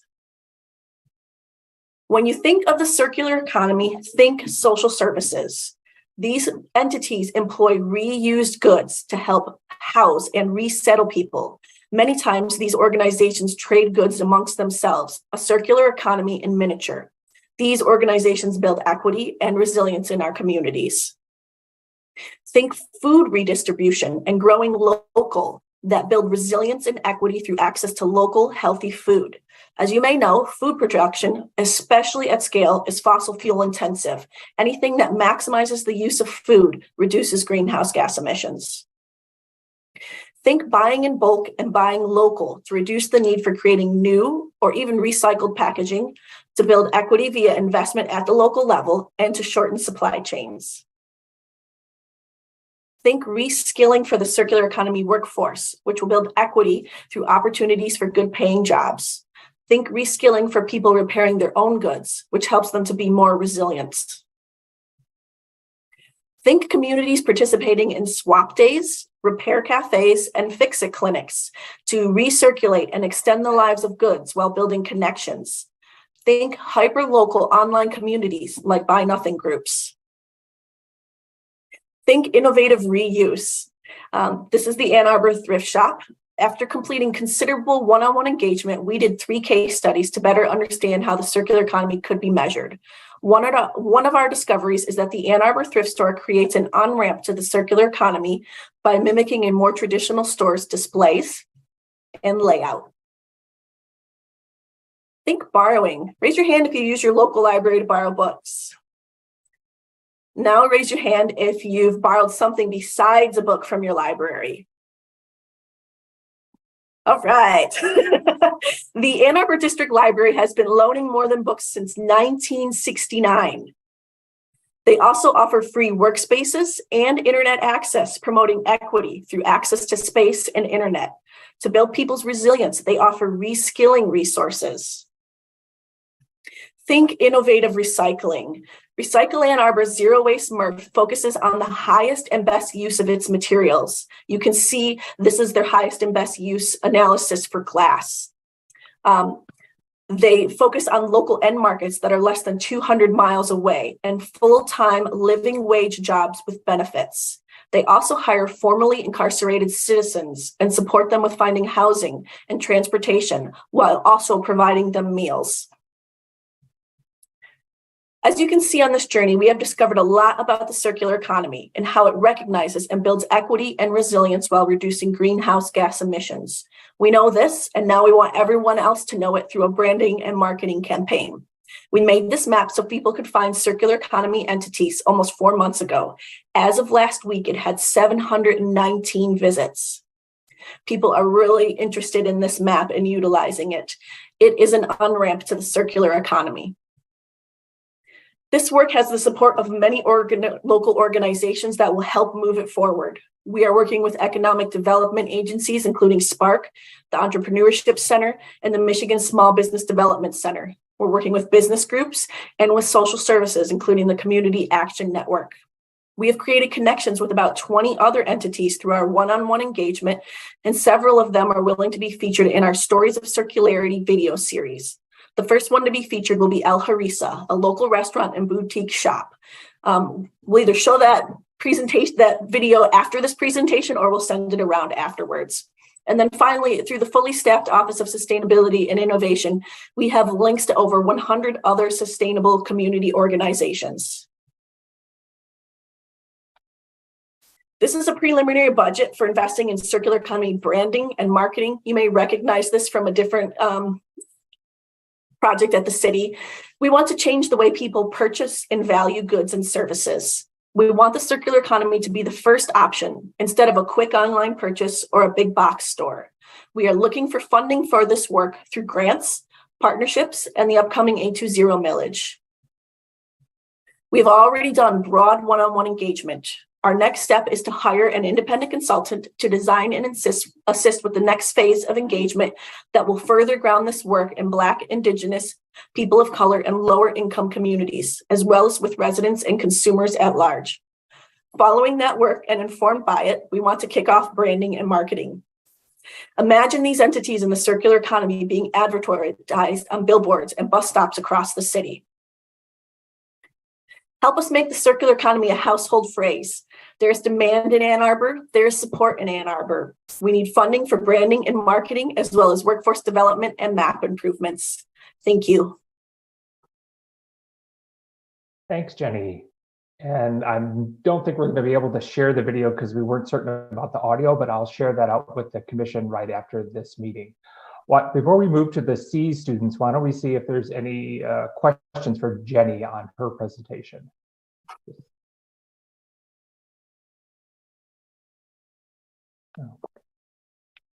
Okay, yes, John Mursky. It's great to see the progress just in the last couple of years on this. I mean, compared to just a couple of years ago, it's really fantastic. One of the things that I was thinking about in advance of the meeting is a way to sort of look at a high level of what kind of progress we're making on circular economy. And I think John and the same group, Councilmember Dish, others were working on metrics for circular economy. And it seems to me there was a presentation that you made. I don't know if it was a final one, but just one of the thoughts that I had, and I just looked up some numbers before the meeting just to get a sense of what a Herculean task we have in front of us. Is I looked up what is the typical annual sales volume for typical stores, and it would be interesting to compare that to the sales volume of the stores that we have that are involved in the circular economy. And a typical grocery store, I couldn't find a number, but I found the total number of grocery store or supermarkets and divided that into the total sales. So this might be off, but it's roughly $20 million a year.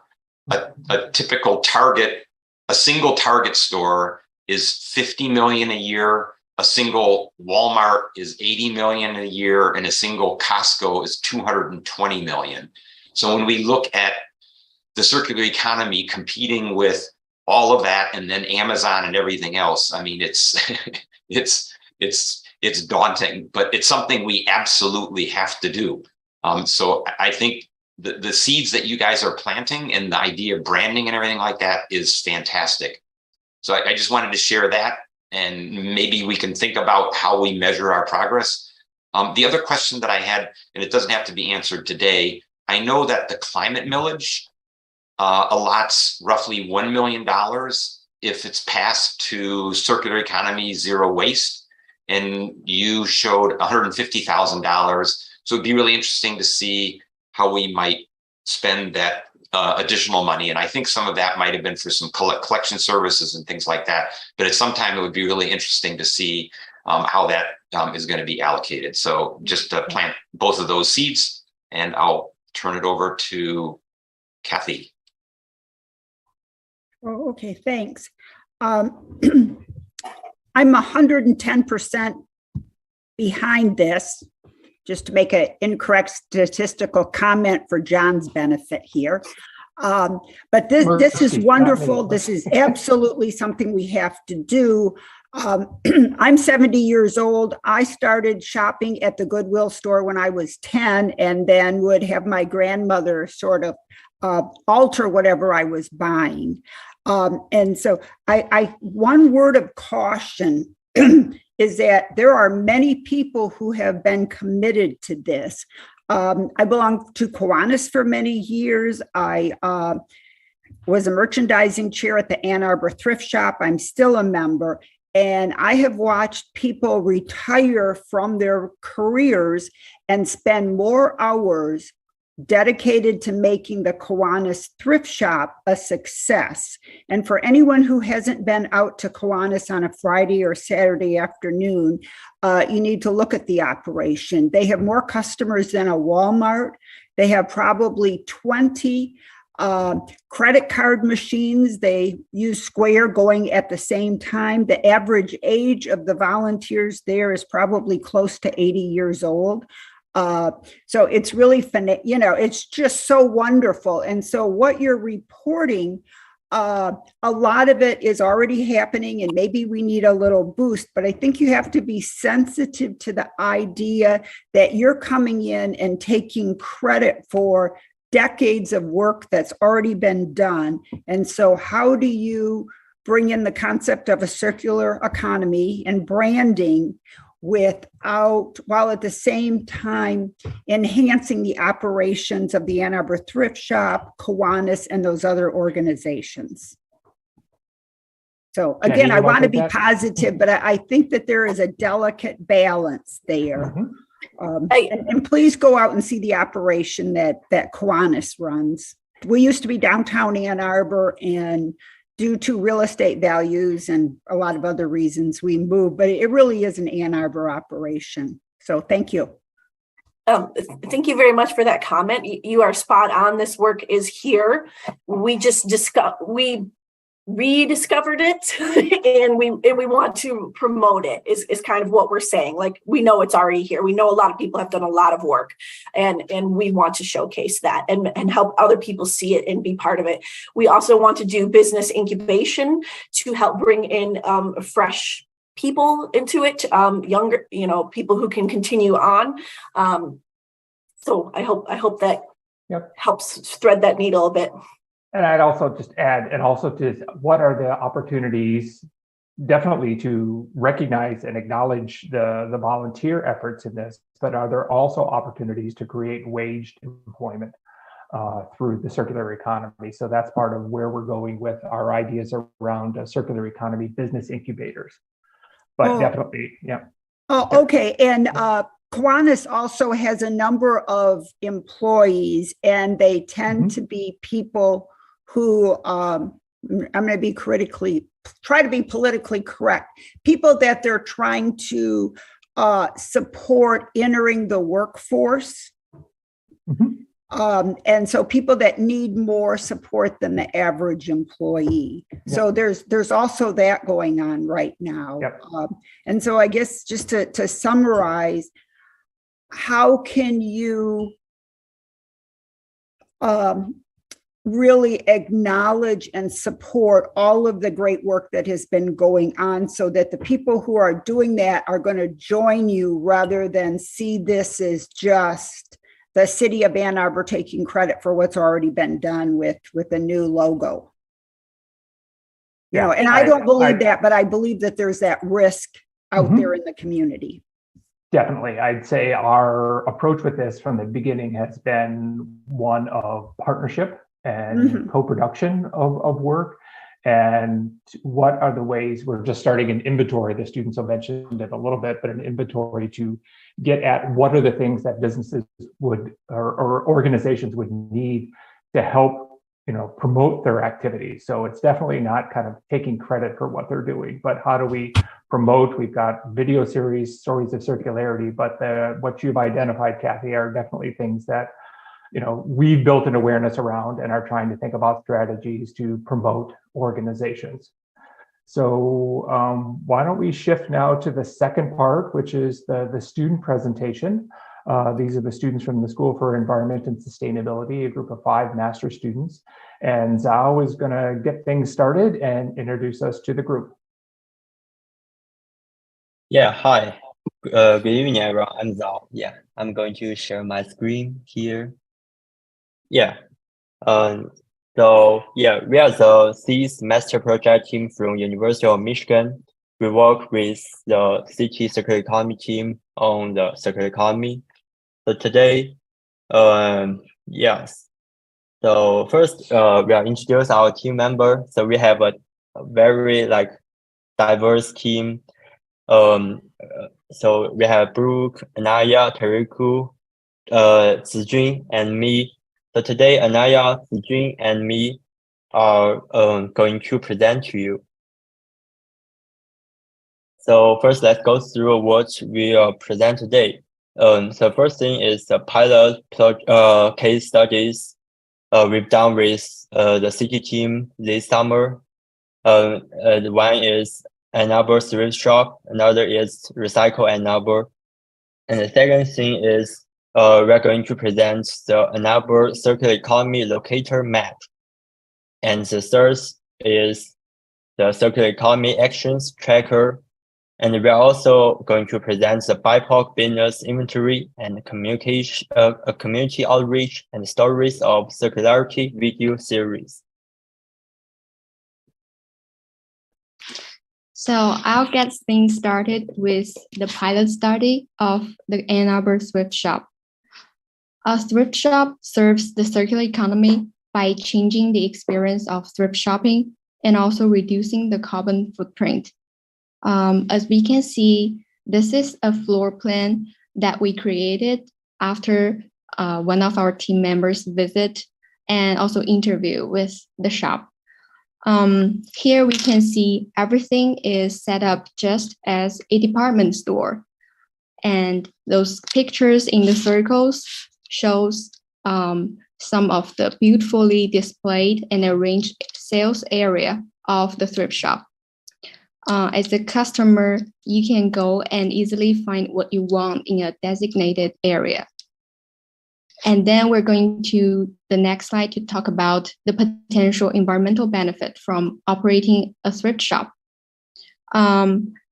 So this pie chart shows the annual sales number of the Ann Arbor thrift shop.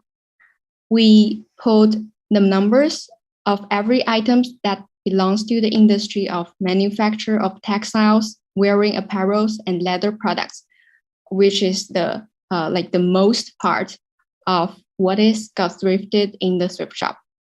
And after running the environmentally extended input-output model, we can see the result is the potential annual benefits from a thrift shop is around $250,000 of apparel production avoided, and nearly 9,000 kilograms of CO2 equivalence reduction.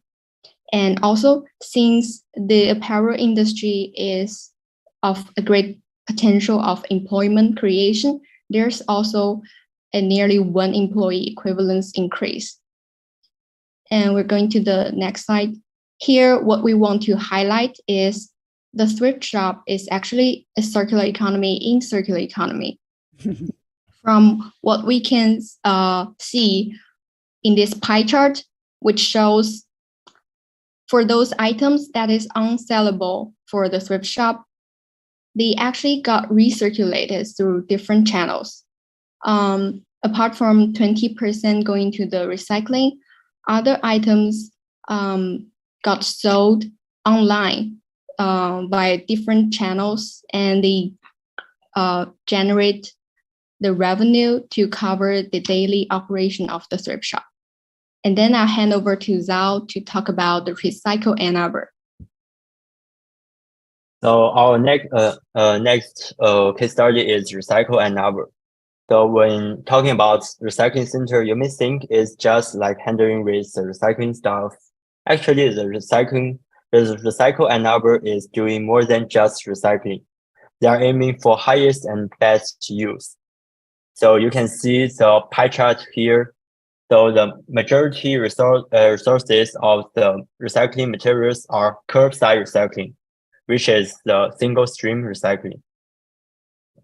And RA is hiring 17 sorters and 7 administrators to run the MRF. And they are also hiring the returning community members.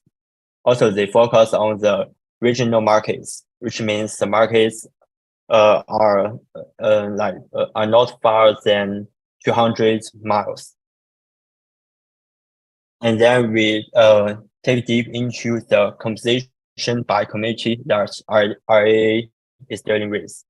So we can see here, so around 7% of the recycling materials are actually paper. The one is cardboard and mixed paper and the news. So we can see the mixed glass. So this part is quite interesting because RA aims for the highest and best use. So they can deal with the glass, but they handle it to the third party to do the bottle-to-bottle recycling in order to make sure the recycling process is in the highest and best use. And we can also see the residual rate here is around 10%. And the residual rate means the materials that can't be recycled. So the 10% residual rate shows that actually in the city, people are well educated and they have good environmental awareness. So everyone is working hard to make the residual rates very low. And we also look at the environmental benefits that RA can offer. So here we do a multi-community analysis by using EPA world model. We created 2 scenarios. One is recycling scenario, which is what RA is doing now. And another is landfilling scenario. So the landfilling scenario, that means all the materials are going to landfill. So you can see the total row here. If all the recycling materials are going to landfill instead of recycling center, it will actually generate 500 more metric ton CO2 emissions. But by doing the recycling Ann Arbor, it will reduce around 14,000 metric tons GHG emissions. So I want to mention that the data is obtained from December 2021 to April 2022. So that's the GHG emission reduction for 5 months. And next, I'll hand over to Anaya to talk about the locator map.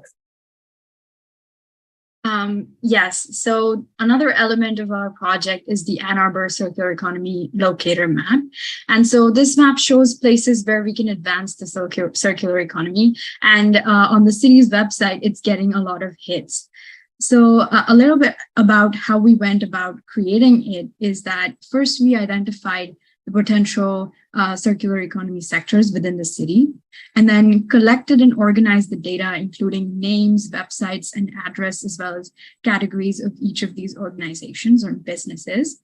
And so we later categorized them into all of these categories that you can see here in the legend of the map. After that, we kind of collected spatial data, that is the latitude and longitude of each of these places, and created this map using ArcGIS. And if we click on the map,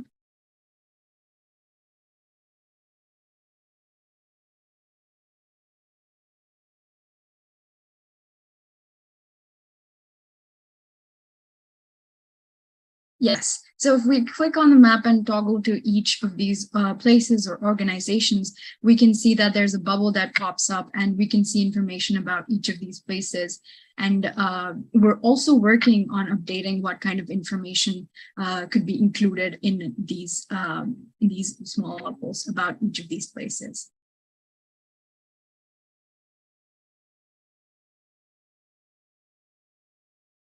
The next kind of element that we wanted to add to the map was to kind of incorporate environmental justice. So we added another layer using the Washtenaw Opportunity Index map. And that tool actually measures the access to opportunity by looking at access to health, jobs, economic well-being, education and training, as well as community engagement and stability. So when we kind of added or superimposed that layer onto our map, the CE locator map, we kind of understand how it can help us identify certain areas or places where we can focus on incubating the circular economy within the city of Ann Arbor. And one of our group members is also working on adding an access to transportation layer as well.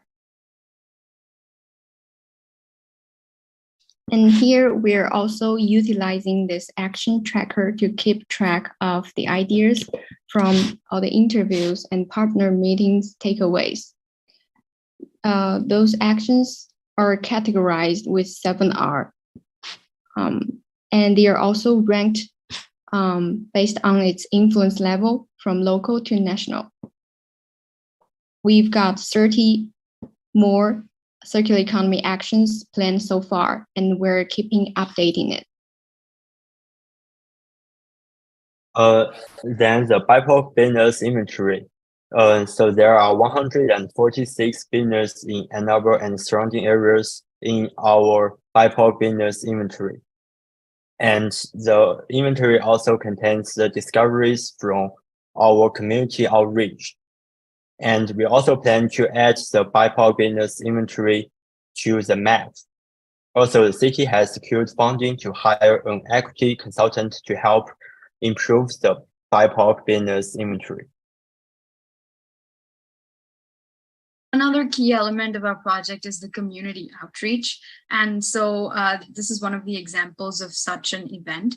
So Project Grow is it provides Ann Arbor area residents with space, know-how, and inspiration to grow their own fresh organic food. And there are gardens that are located throughout the community, many near public transportation. So one can choose a site that's closest to their home. And so in this event, as an exhibitor for Project Grow's 50th anniversary, which was on August 20th, we showed our concept of circular economy, kind of showed our promo video that we created and the data visualization or the locator map that we went over. And this in turn attracted new people to be enrolled in the mailing list for circular economy. And we also got to meet Mayor Christopher Taylor. The other part of our community outreach is the Stories of Circularity video, and we're showcasing different organizations and businesses that are already involved in the circular economy. And so El Harissa is a family-owned restaurant in Ann Arbor that participates in Ann Arbor's returnable container program, which is the ADO R3 program. So we created this video kind of by interviewing the owner and collecting footage at their restaurant and kind of compiling both of those elements. So our group next steps through the end of the course we have 5 things to do. One is we are continuing creating the inventory survey to create a circular economy baseline. The second thing is we are also going to upgrade the GIS map with other layers and details. And at the end of the course, we're going to do the final project report. Also, we assist with the community outreach. And next month, we are going to present our work in American Center for Life Cycle Assessment Conference. That's all. Thank you. Thank you, Zhao, Zijun, and Ananya. Steve and Rita, do we have a couple of minutes for questions? Steve, I see your hand up. Go ahead, you're muted. Yeah, I have just one question, and that is, I know this, this is wonderful work. It's absolutely fabulous, but what's going to happen when the SEAS project ends? Is this all going to get transferred to the city for maintenance and future use? Well, I'll take that, and then if anybody else wants to add on, I think that's part of kind of the intention from the beginning, is that we've been working directly with city staff. So like the GIS map, the students are heavily involved in it, but it's being done by city staff. So we've got kind of the continuity plan for it. And Jenny has been, involved in leading this project from the beginning to make sure things will be continuing. Jenny, I don't know if you've got other comments on that or continuity. Yeah, John, you're spot on. There's a circular economy website. It's a city website, and the GIS platform is hosted on the city's website as well. So there's the continuity there.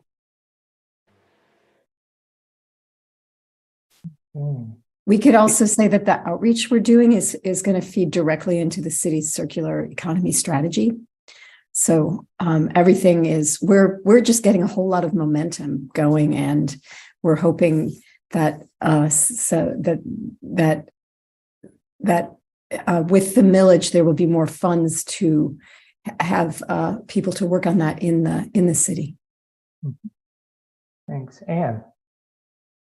One of the categories on the map was social and environmental, and I was curious, what's an example of one of those organizations? Jewish Family Services. Got it. Thank you.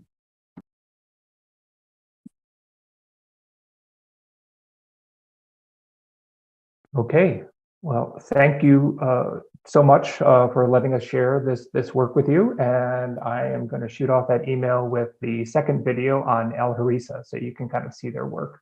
And we plan to continue. There could be a whole series of them, but we've got a general overview one now, which is on the website, and then El Harissa will be posted soon. Okay. Oh, and Just Help Yourself Day, done by Sister Lakes Association, will be done also very soon. The next one's coming up will be Bryant's Just Help Yourself Day, and Common Cycle, and maybe a makerspace or All Hands Active. That's great. Thank you all. This was really very good. So that ends our presentation part of our meeting, and we have actually about 10 minutes left for this meeting as scheduled. Our agenda next item, though, I would like to present or have a discussion of, and that is the topic of the resolution to improve transparency of the City of Ann Arbor performance. And I hope that you all have had a chance to look at the resolution that's in our packet. I would ask if John Mursky, would you like to lead with some comments of yours? That'd be great. So briefly,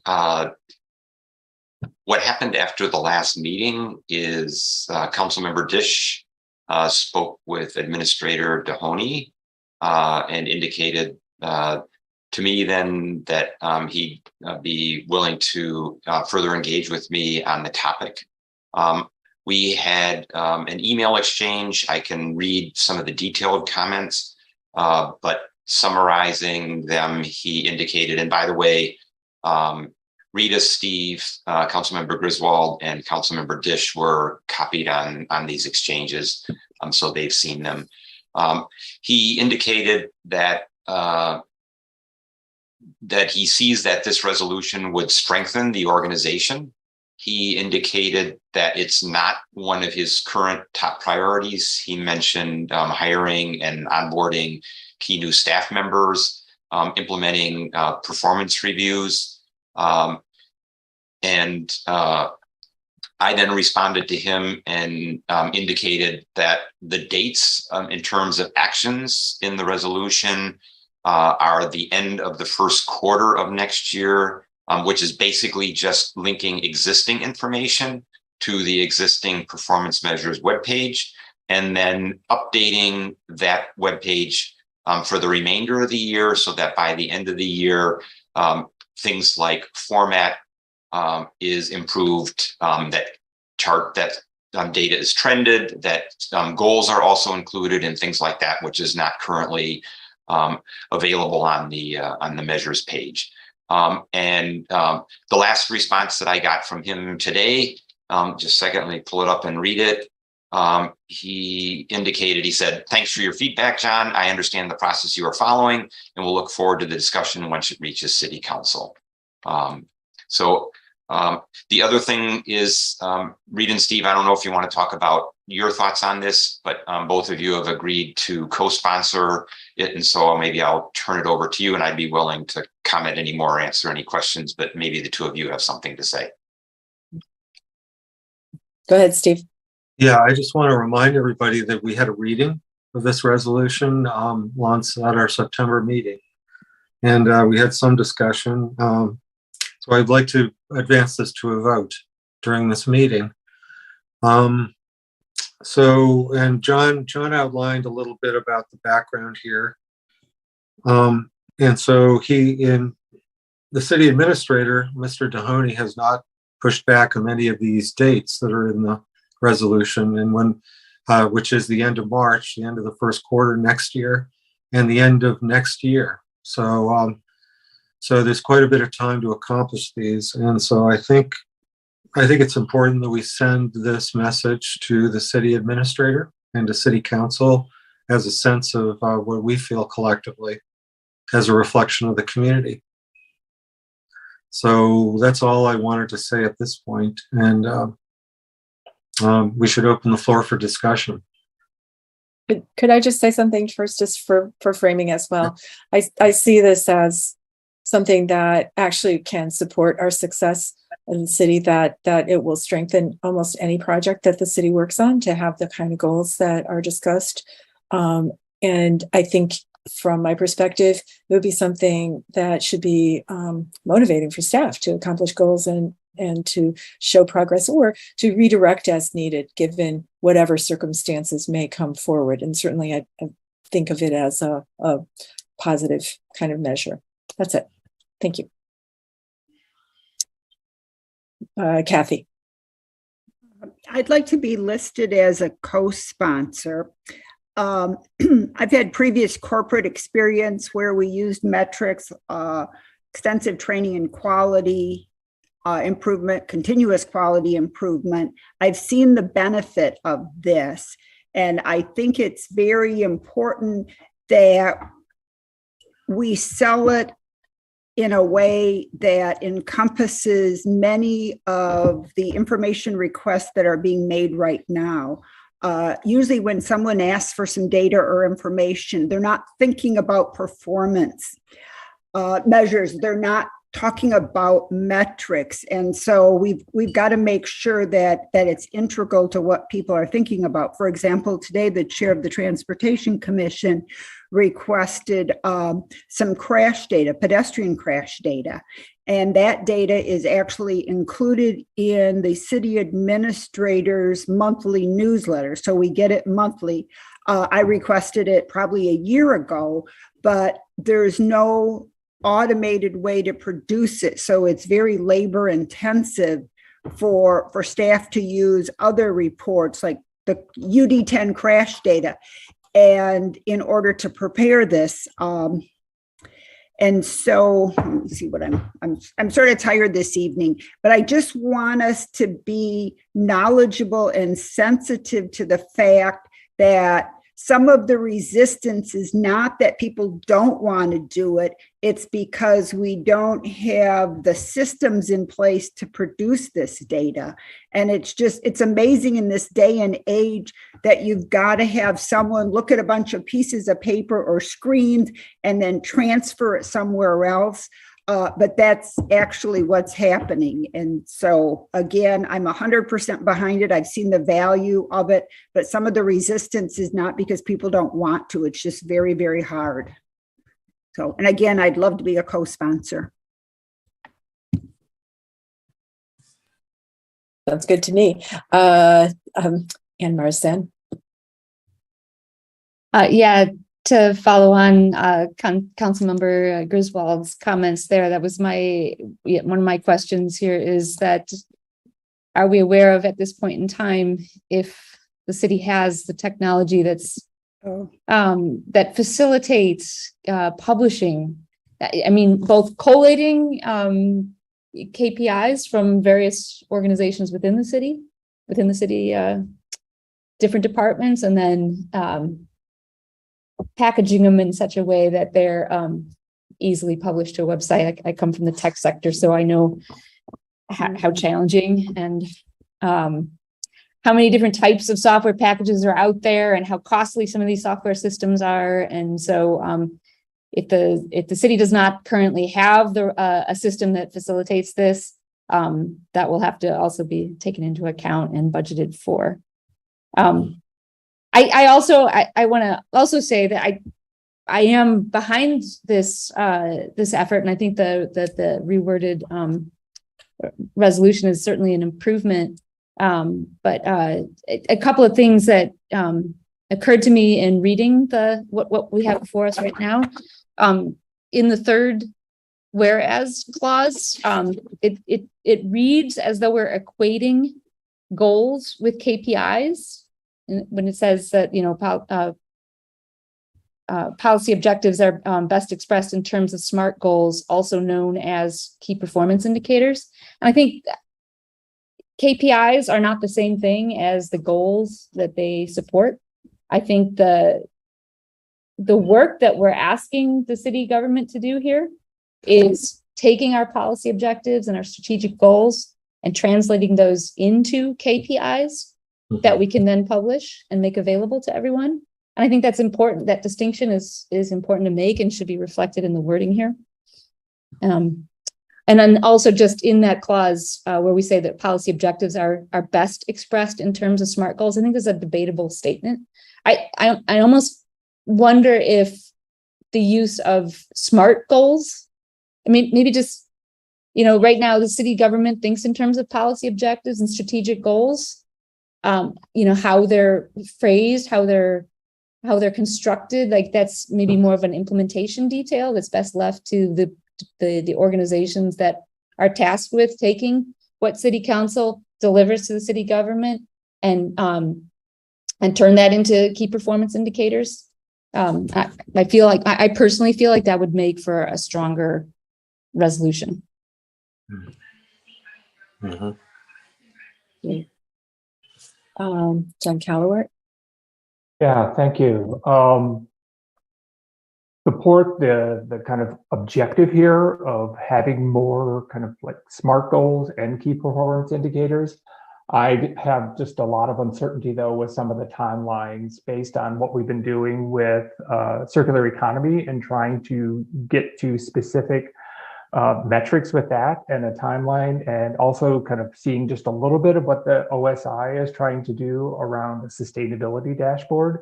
It's really complicated work, yes, to be moving towards it, but I really questioned of how this could be done in a year, and the kind of work that needs to be done to go through everything and identify it and figure out a platform that would support all of this.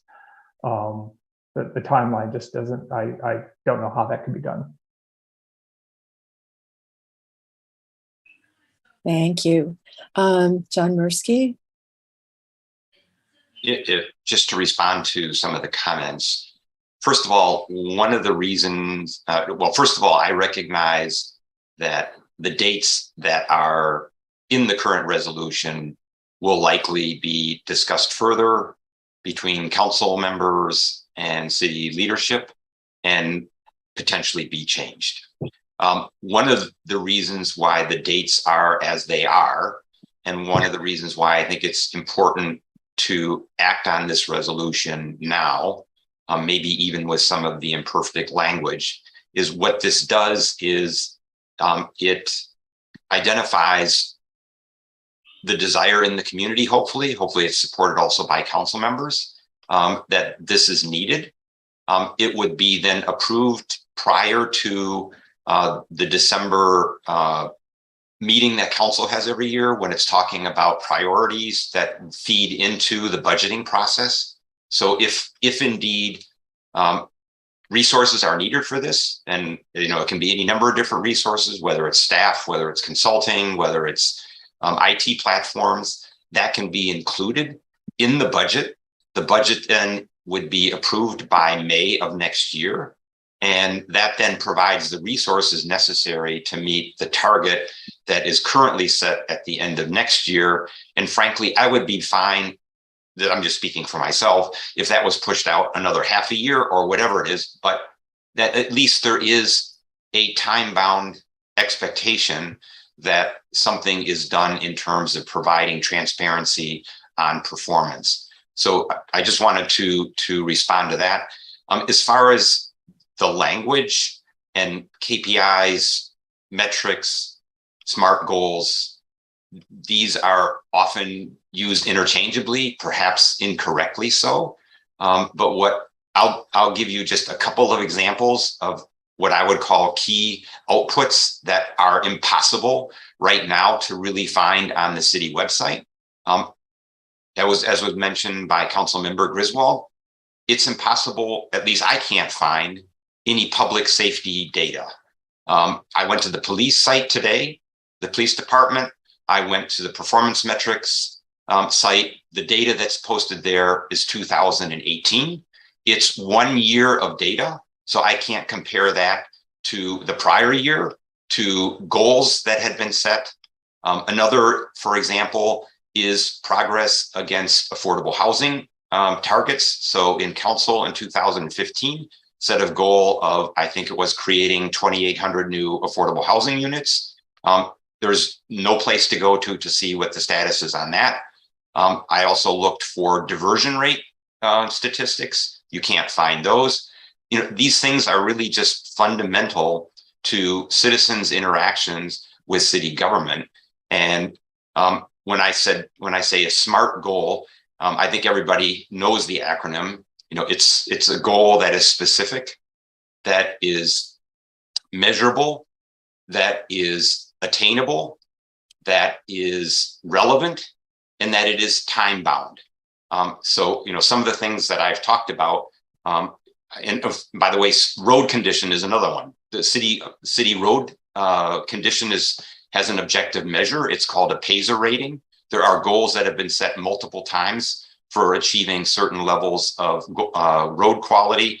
You cannot find anywhere on the city's website any kind of trending of are we making progress against that goal, or what the goals are, and things like that. So I just think these things are fundamental. And whether council then sits together with the attorney's office and with the city administrator and changes out some of the terminology to me, that's not really important. The specific due dates aren't all that important. I think it's important that we communicate that this is important to us as commissioners, as residents, as council members, that this kind of data is really important to us, that we want to be able to see outcomes and we want to see progress against those outcomes. And if we're not making progress, then maybe it's a number of different things where the city administrator can go back and say, I don't have enough resources. Maybe city comes back to council and says, I have unrealistic goals that are being set. And frankly, when progress is being made,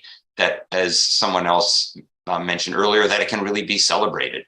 So those are just some thoughts that I had as relevant to some of the comments that were made up until now. So thank you. Kathy Griswold. Yeah, I just want to say that a lot of work has been done and there's positive movement and recognition that this is needed. I'm aware of projects that were started by 2 former city administrators, and it's not that they didn't have the knowledge and staff support. There wasn't the political will to implement this. And so I think it's very important moving forward that we have the support from our elected leaders. And I was talking to my replacement on city council, and he had already had a discussion with some of the new incoming council members about the need for data. So I think that's really a positive. And so we're really building on the work that's already been done. We heard from Brian Steglitz tonight. He thinks that way. He's done some of that work already, but we haven't had sort of the systems to publicize it and the ability to put it out there on a dashboard the way it should be. So I would like to have this resolution passed tonight, while at the same time, if there are commissioners who have concerns, I would be willing to work with them and with John Mursky between now and the next council meeting, which isn't until Thursday the 10th, and offer a resolution at the meeting. But I just think we really need to move forward right now. It's critically needed. It's almost like we're moving in silos within the city of Ann Arbor. And as a result, we're not as effective and we don't recognize the excellence of some of our staff members because we don't have this information out there. I see Steve's hand up. I agree, and I really appreciate the comments that Commissioner Morrison advanced. But I think that that's not, to me, that does not present a problem with accepting it as it is, because I've seen the same variety of definitions in different contexts, but it's just important to put those 3 items in there somewhere, that there's policy objectives that are clear and well expressed. They're budgeted through SMART goals, and that the KPIs are agreed on. So, they're not all the same thing, of course, but they're all things that need to be thought of as pieces of the implementation of a real performance management program. And I think we have talked about this for many times, for years, actually. This sort of thing has been a matter of conversation among council and the commission and the city staff. So I think just leaving the dates as they are is fine, because I agree that, of course, the implementation will all depend on what budget is provided and approved by council. So I'm very happy to just pass this as it is, to vote on it, yes, as is, and see how it progresses through the true authorities, which is our elected representatives on council and the city staff. But I think this is an important thing that needs to be an important activity within the city government over the next year. And that the dates of achievement really depend on things that are out of our control. I would also remind people that I'm sure there are certainly quite a few FOIA requests that are made regularly to obtain this information. And when the city's thinking about its budget, they should think about the amount of time that are spent by staff on fulfilling FOIA requests. You know, they should think of that as a potential time saver. And I'm not talking about emails between city council. You know, I'm talking about FOIA requests for this kind of information. So, Steve, there are two more people with questions. So, if you're sorry to I'm move done. along, but Sorry, we're moving into late time here. Councilmember Dish. Yeah, I really, really appreciate the work that has gone into this. And I think it's very much in the spirit of support for what residents expect from a democratic and transparent government. And so I think that it's very much worth talking about. It is a great idea. The feedback that I've gotten from the city administrator is that it just can't be a priority right now. And so I think that we probably want to make sure that we have he also indicated that in terms of a channel for bringing forward this kind of a proposal, it's great to get the residents' feedback through the Environmental Commission and the Energy Commission and all of that. But I think as Commissioner Calvert mentioned, creating the infrastructure for this kind of thing and budgeting for it that's quite a big deal. And I think that we would need to have a staff champion before I think it'd be appropriate for council to pass a resolution, because a resolution is really saying we're making this a priority for you. And I think that it's really important to consider where the thing, I mean, this is important, and there are so many important things. And I think, do need to take some guidance and feedback from staff and the city administrator as to where this fits in the larger constellation of priorities that they have. And so I'm not, I'm supportive of utterly the principles that inform this, but I'm trying to be realistic about the resources and budgeting and in just the months we've seen OSI go through interviewing different people who might be able to sustain a dashboard for them, it is a pretty involved process. I see another question or a hand up from Commissioner Graham. I'm very much in favor of proceeding down this line, but without commenting further on that, the Environmental Commission is really advisory to the council. We recommend things to the council, and yet the resolved clauses here sort of see us directing the administrator and stepping, I would say, a bit out of our bounds. I realize we have a couple of council members here, and maybe they have the sense of the rest of the council, and we're okay doing that. But I'm a little uncomfortable.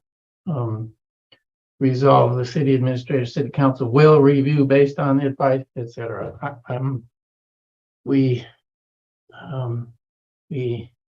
can't tell them what to do. We can only suggest and advise.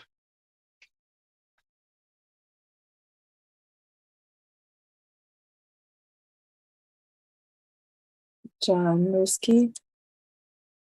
I just have a basic question, and that is, this has been with the city administrator since March. We discussed this a month ago.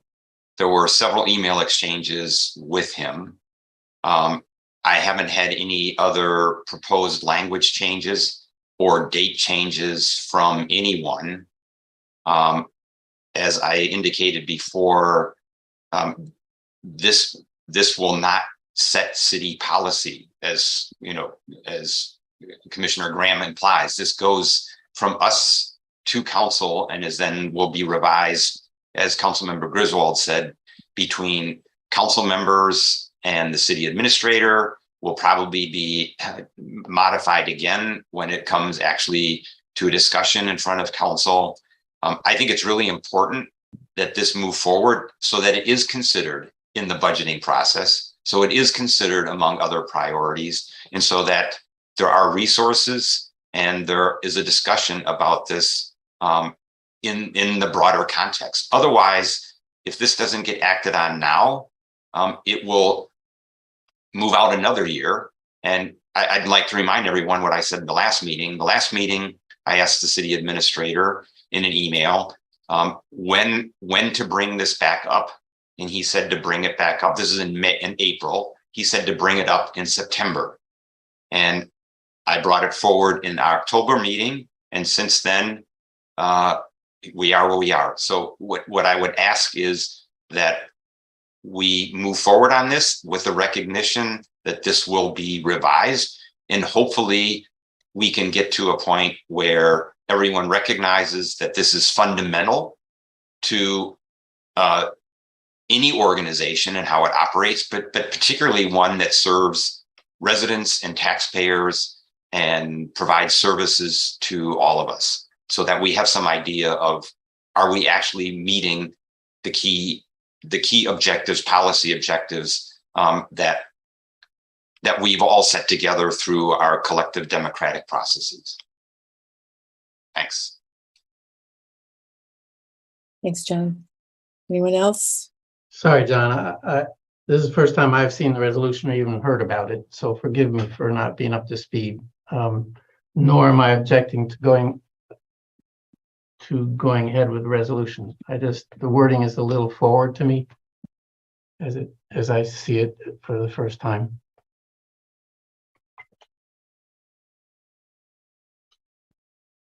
Any other comments? Would we like to move to a vote or consider a vote? Would someone like to call the question? Yeah, We're gonna move. I would like to call. Okay, Steve Brown will call the question. And so, Actually, I don't think we have a motion on the floor yet. Okay. Would someone like to move to approve? I move to consider having a vote on this resolution. Okay. Is there a second? Is there a second? Okay. All right. So all in favor of passing this resolution for transparency in the city, raise your hand or say aye. And I'm gonna. Aye. Aye. Aye. Would you all keep your hands up? I count 9. Are there any nays? Nay. 2 nays. All right. Abstentions. Any abstentions? Thanks, Steve. I think that was everyone who was a voting member here. So I declare this to be passed with 9 ayes, 2 nays, and ask that Councilmember Griswold, who agreed to join us in supporting it, take it to the City Council for next approach. And actually, I should ask John Mirsky, do you need anything additional from the Environmental Commission in order to take it to the Energy Commission if you so choose? No. Okay. All right. And I just want to entertain any amendments before it goes before City Council. And so feel free to reach out to me, or I'm sure Lisa would also be willing to talk to people about their concerns.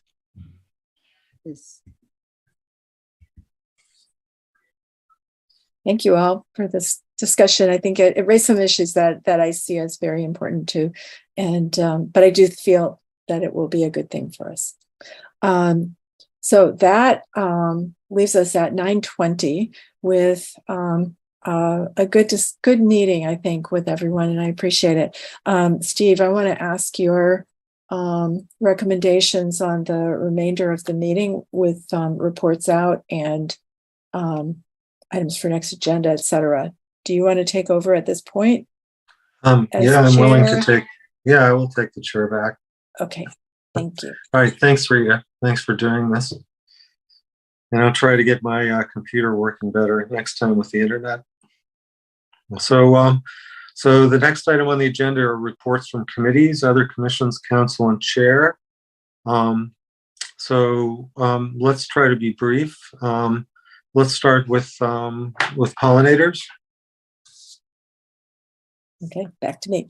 I've been working with the A2 Pollinator Network, including Commissioner Gruber, and we are moving forward with sort of an informal program to leave the leaves in the fall, which is a voluntary approach suggesting people not move their leaves into the formal compost, city compost, but leave them in their yards, at least their yards.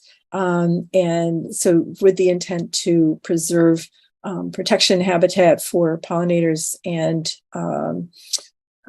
to have them there for next year. We will be preparing, and we've been working with Sean with for which I really appreciate it, to prepare some materials more formally for next year to address how we'll approach the seasonal changes. So stay tuned and watch for our next newsletter. We'll have more. Thank you. Okay, thank you, Rita. How about natural features? I've been inactive. Forgive me. This has been a year in business that I don't want to relive. Please forgive me. It's okay. Back in the horse saddle coming up shortly. Okay, Chris. Thanks. Yeah, it's good to see you back. So let's see. How about solid waste? We've already had a presentation.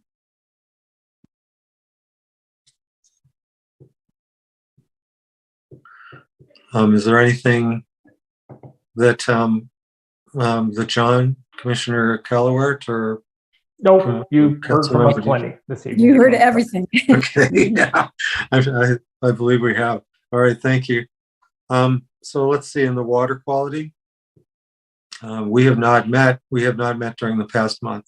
So we'll have a report next month on water quality work group.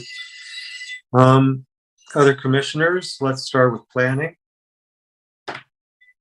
I think I'm doing the report because we can't hear Shannon. So we're working on eliminating parking minimums. Didn't we do that already though? I thought, but maybe I'm just, yeah, I thought we did that. We set parking maximum with TC1, and we'll be looking at citywide parking maximums this year as well, but that's complicated. So we don't know how that's going to go. We are moving on to, council will be voting on the extension of amending the map of TC1, or amending the city's zoning map to extend TC1 to Stadium. And then we'll be moving on to the other two areas from there. We're very excited that proposed UDC changes around solar energy system flexibility and electrification will be discussed at Planning Commission on November 15th. Others have suggested that we pursue simultaneously putting those requirements in the building code, but it is the opinion of our planning staff that that would not withstand a legal challenge, while we have a better chance of doing that in the UDC. And we, I guess, the question has been raised about using connection fees in a way to incentivize sustainable development. And I don't think that has, I don't think we've seen interest in that from the public services, but I think that that's an area to open a conversation with them, because there is one of those places where if you can get interdepartmental cooperation that, maybe that opens up. I don't know. Shannon, what am I missing? I know I should be saying that the master plan is coming our way, and it's going to be a huge amount of work for planning. And so we expect that to take quite a bit of time.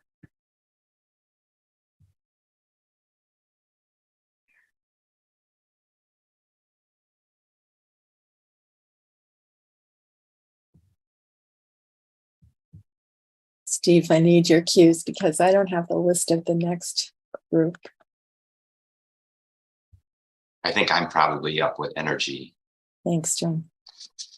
So just briefly, the 2021 greenhouse, community-wide greenhouse gas inventory has now been completed. It was presented in the last meeting. It's posted under the Energy Commission on Legistar. Just very briefly, emissions were up last year over 2021, or over 2020, I should say, which is to be expected because of COVID's impact in 2020. They were still below 2019 levels, although last year we still had some COVID impacts. So it's really hard to compare year-to-year differences. There were some drops which were significant related to electricity. U of M has moved to some renewable supply, and that had a discernible impact. There's also drops in a variety of reductions in various building areas, which sort of also is probably related to the pandemic. And then finally, transportation is also down, which is also related to the pandemic. So I encourage you to look at that because it's really important. It'll be really interesting to see the inventory for 2022 and to compare that to 2019, because we're more or less in a normal year this year with the university running and the hospital and everything else. And the last time we had that was in 2019. The other thing that I think is important is the commission, together with OSI, has been working on implementing benchmarking and disclosure for essentially all building sectors. One step was taken a couple of months ago when council implemented an ordinance for the commercial sector where there has to be disclosure and benchmarking. The Energy Commission voted on the next leg of that, which is for single family residences, that at the time a property is to be marketed, a home energy audit would be conducted according to a DOE process. It's called a home energy score. And that would have to be divulged in the MLS listing so that the buyer, just like when they buy a car, they know the miles per gallon. They also know something about the energy performance of the building. So a resolution in support of that passed, and that's now with council to act on. The last leg of the three-legged stool will be a green rental housing program requiring certain levels of energy efficiency improvements in order to get certificate of rental or occupancy or whatever the right term is. So we're basically halfway through the second, or 3/4 of the way through the second leg, and it looks to be like it'll be early next year that we'll get the green rental housing program out of OSI and passed by the commission. Those are the two main actions that we acted on. Thanks. And by the way, this month, some of you may have been asked, DTE is offering My Green Power to residents of Ann Arbor at the same rate. So renewable energy, 100% renewable energy for the same price as what you're getting your current electricity. And they're making a presentation on that. And hopefully also there's a new program where they are promoting green gas, natural gas. And so we want to have them present both of those so that we better understand exactly what the offerings are and what their limitations are. So that'll be in the November meeting. Thanks.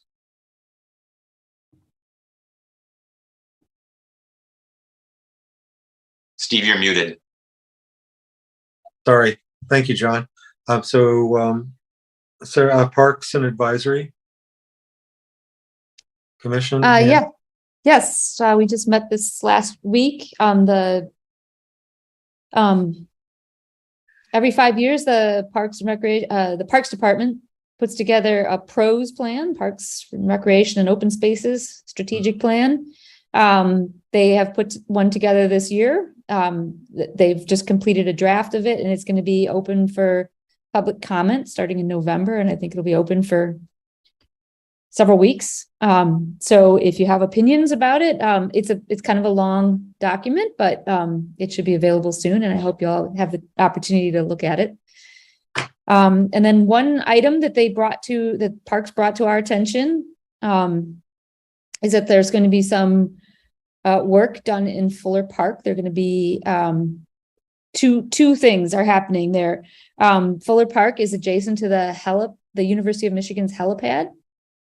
And they have been notified by the FAA, I believe, that there's some trees that pose a danger to the helipad. So there are some trees that are going to be removed near it.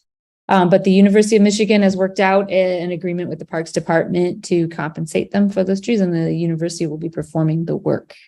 And then the other thing is that the bridge, the Maiden Lane Bridge, is going to be rebuilt, I believe. There's going to be significant work done on it. And once again, Fuller Park is the bridge goes through Fuller Park, and the park will be used for some staging, and there will be a little bit of disruption as a result of that. And that's all I have. All right. Thank you, Ann. So let's see. I think that's commissions, council. Any extra council reports from either Lisa or Kathy? I just want to say that much of our work is becoming newsworthy, in that Channel 7 ran 2 segments regarding the Gelman plume, and yesterday WWJ 950 in Detroit had a segment on our deer management program in Ann Arbor. So that's all I know about, but it's, for some reason, Ann Arbor seems to be of interest to the Detroit media market, and so far they've all been accurate and informative, segments.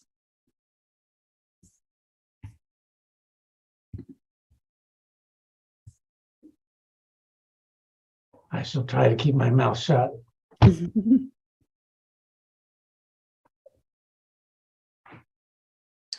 Sorry, I muted myself. So anything to add, Lisa, that you'd like to add?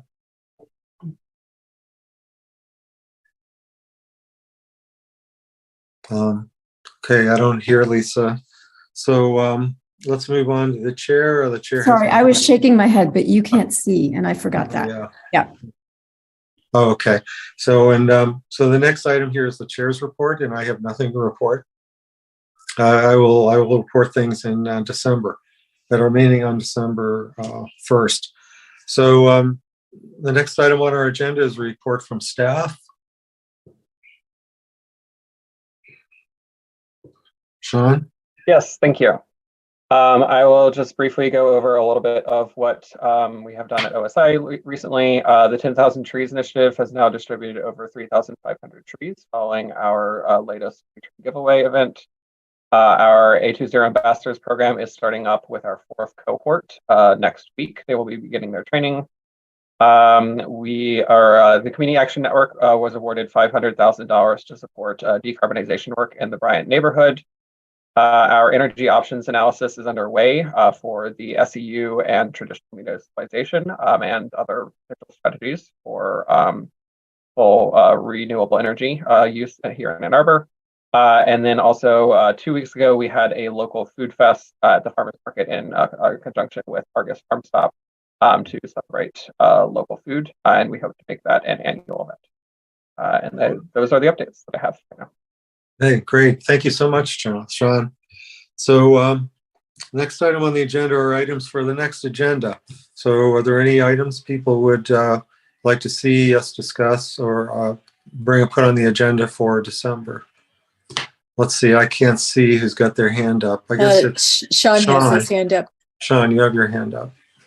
Yes, so next meeting is our last meeting of this year. So I've been asked to have us discuss the meeting calendar for 2023 at our next meeting.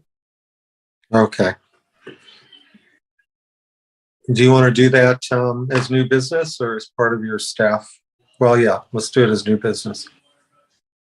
Sounds good. Thank you. Okay. John Mursky has his hand up, Steve. Yeah. Okay. Oh, John, you have the floor.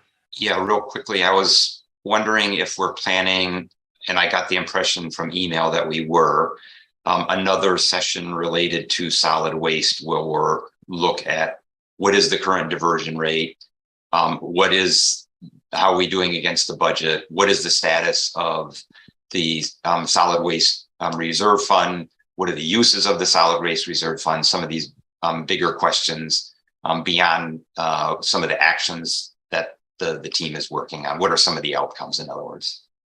Mm-hmm. Yeah, I was thinking maybe more for January. That's what I thought. Okay. Given all of the end of the year activities that staff is required to do. And I should note that I have two notes for things for future meetings myself. And the one is having Keith Sanders here to talk about the wastewater treatment plant and emissions, from untreated sewage from a wastewater treatment plant. And then another one is, and then also the solid waste fund, which would be in January, which I would project for January. So I'm only thinking about December. So I've just heard from Sean on that. So, Steve, didn't we in years past use December as sort of a planning meeting or, kind of a discussion for like setting priorities for ourselves? Yeah. So that's not a real specific kind of thing to say, but we certainly could encourage our membership to identify issues that we would discuss and set priorities. And maybe they could dovetail with the calendar. Yeah. No, thank you, Rita. That's a great suggestion. So we'll have that as an agenda item, as a year-end review and some goals for next year. Okay. Any other suggestions for December? Nope, I don't hear or see anything. So how about the next scheduled meeting is going to be December 1st, the first Thursday of December, which as usual will be our combined November and December meeting, given the holiday season. So the next item on the agenda is the second public comment period. So this is another opportunity for persons to speak for up to 3 minutes. So please call 1-888-788-0099 and enter meeting ID number 925-8215-8705. So this information is also displayed on the meeting agenda and video feed. City staff will select callers that have raised their hand one by one using the last 3 digits of your phone number. In order to electronically raise your hand to indicate your desire to speak, please press *9 on your phone. You will hear an automated announcement that the host is allowing you to speak. When speaking, please move to a quiet area and mute any television or background sounds so that we may hear you clearly. Please state your name and address at the beginning of your comments and be patient. There can be a 30-second delay before a connection is established. So let's see, Sean, do we have anybody online yet? We do not have anyone on the line. Okay. So let's wait another 30 seconds. And the next item is adjournment.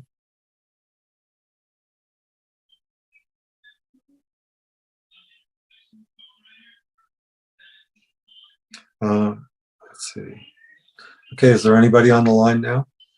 There is not.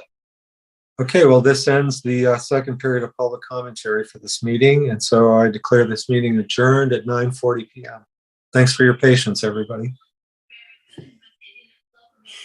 Thank you. Good night, everyone. Good night.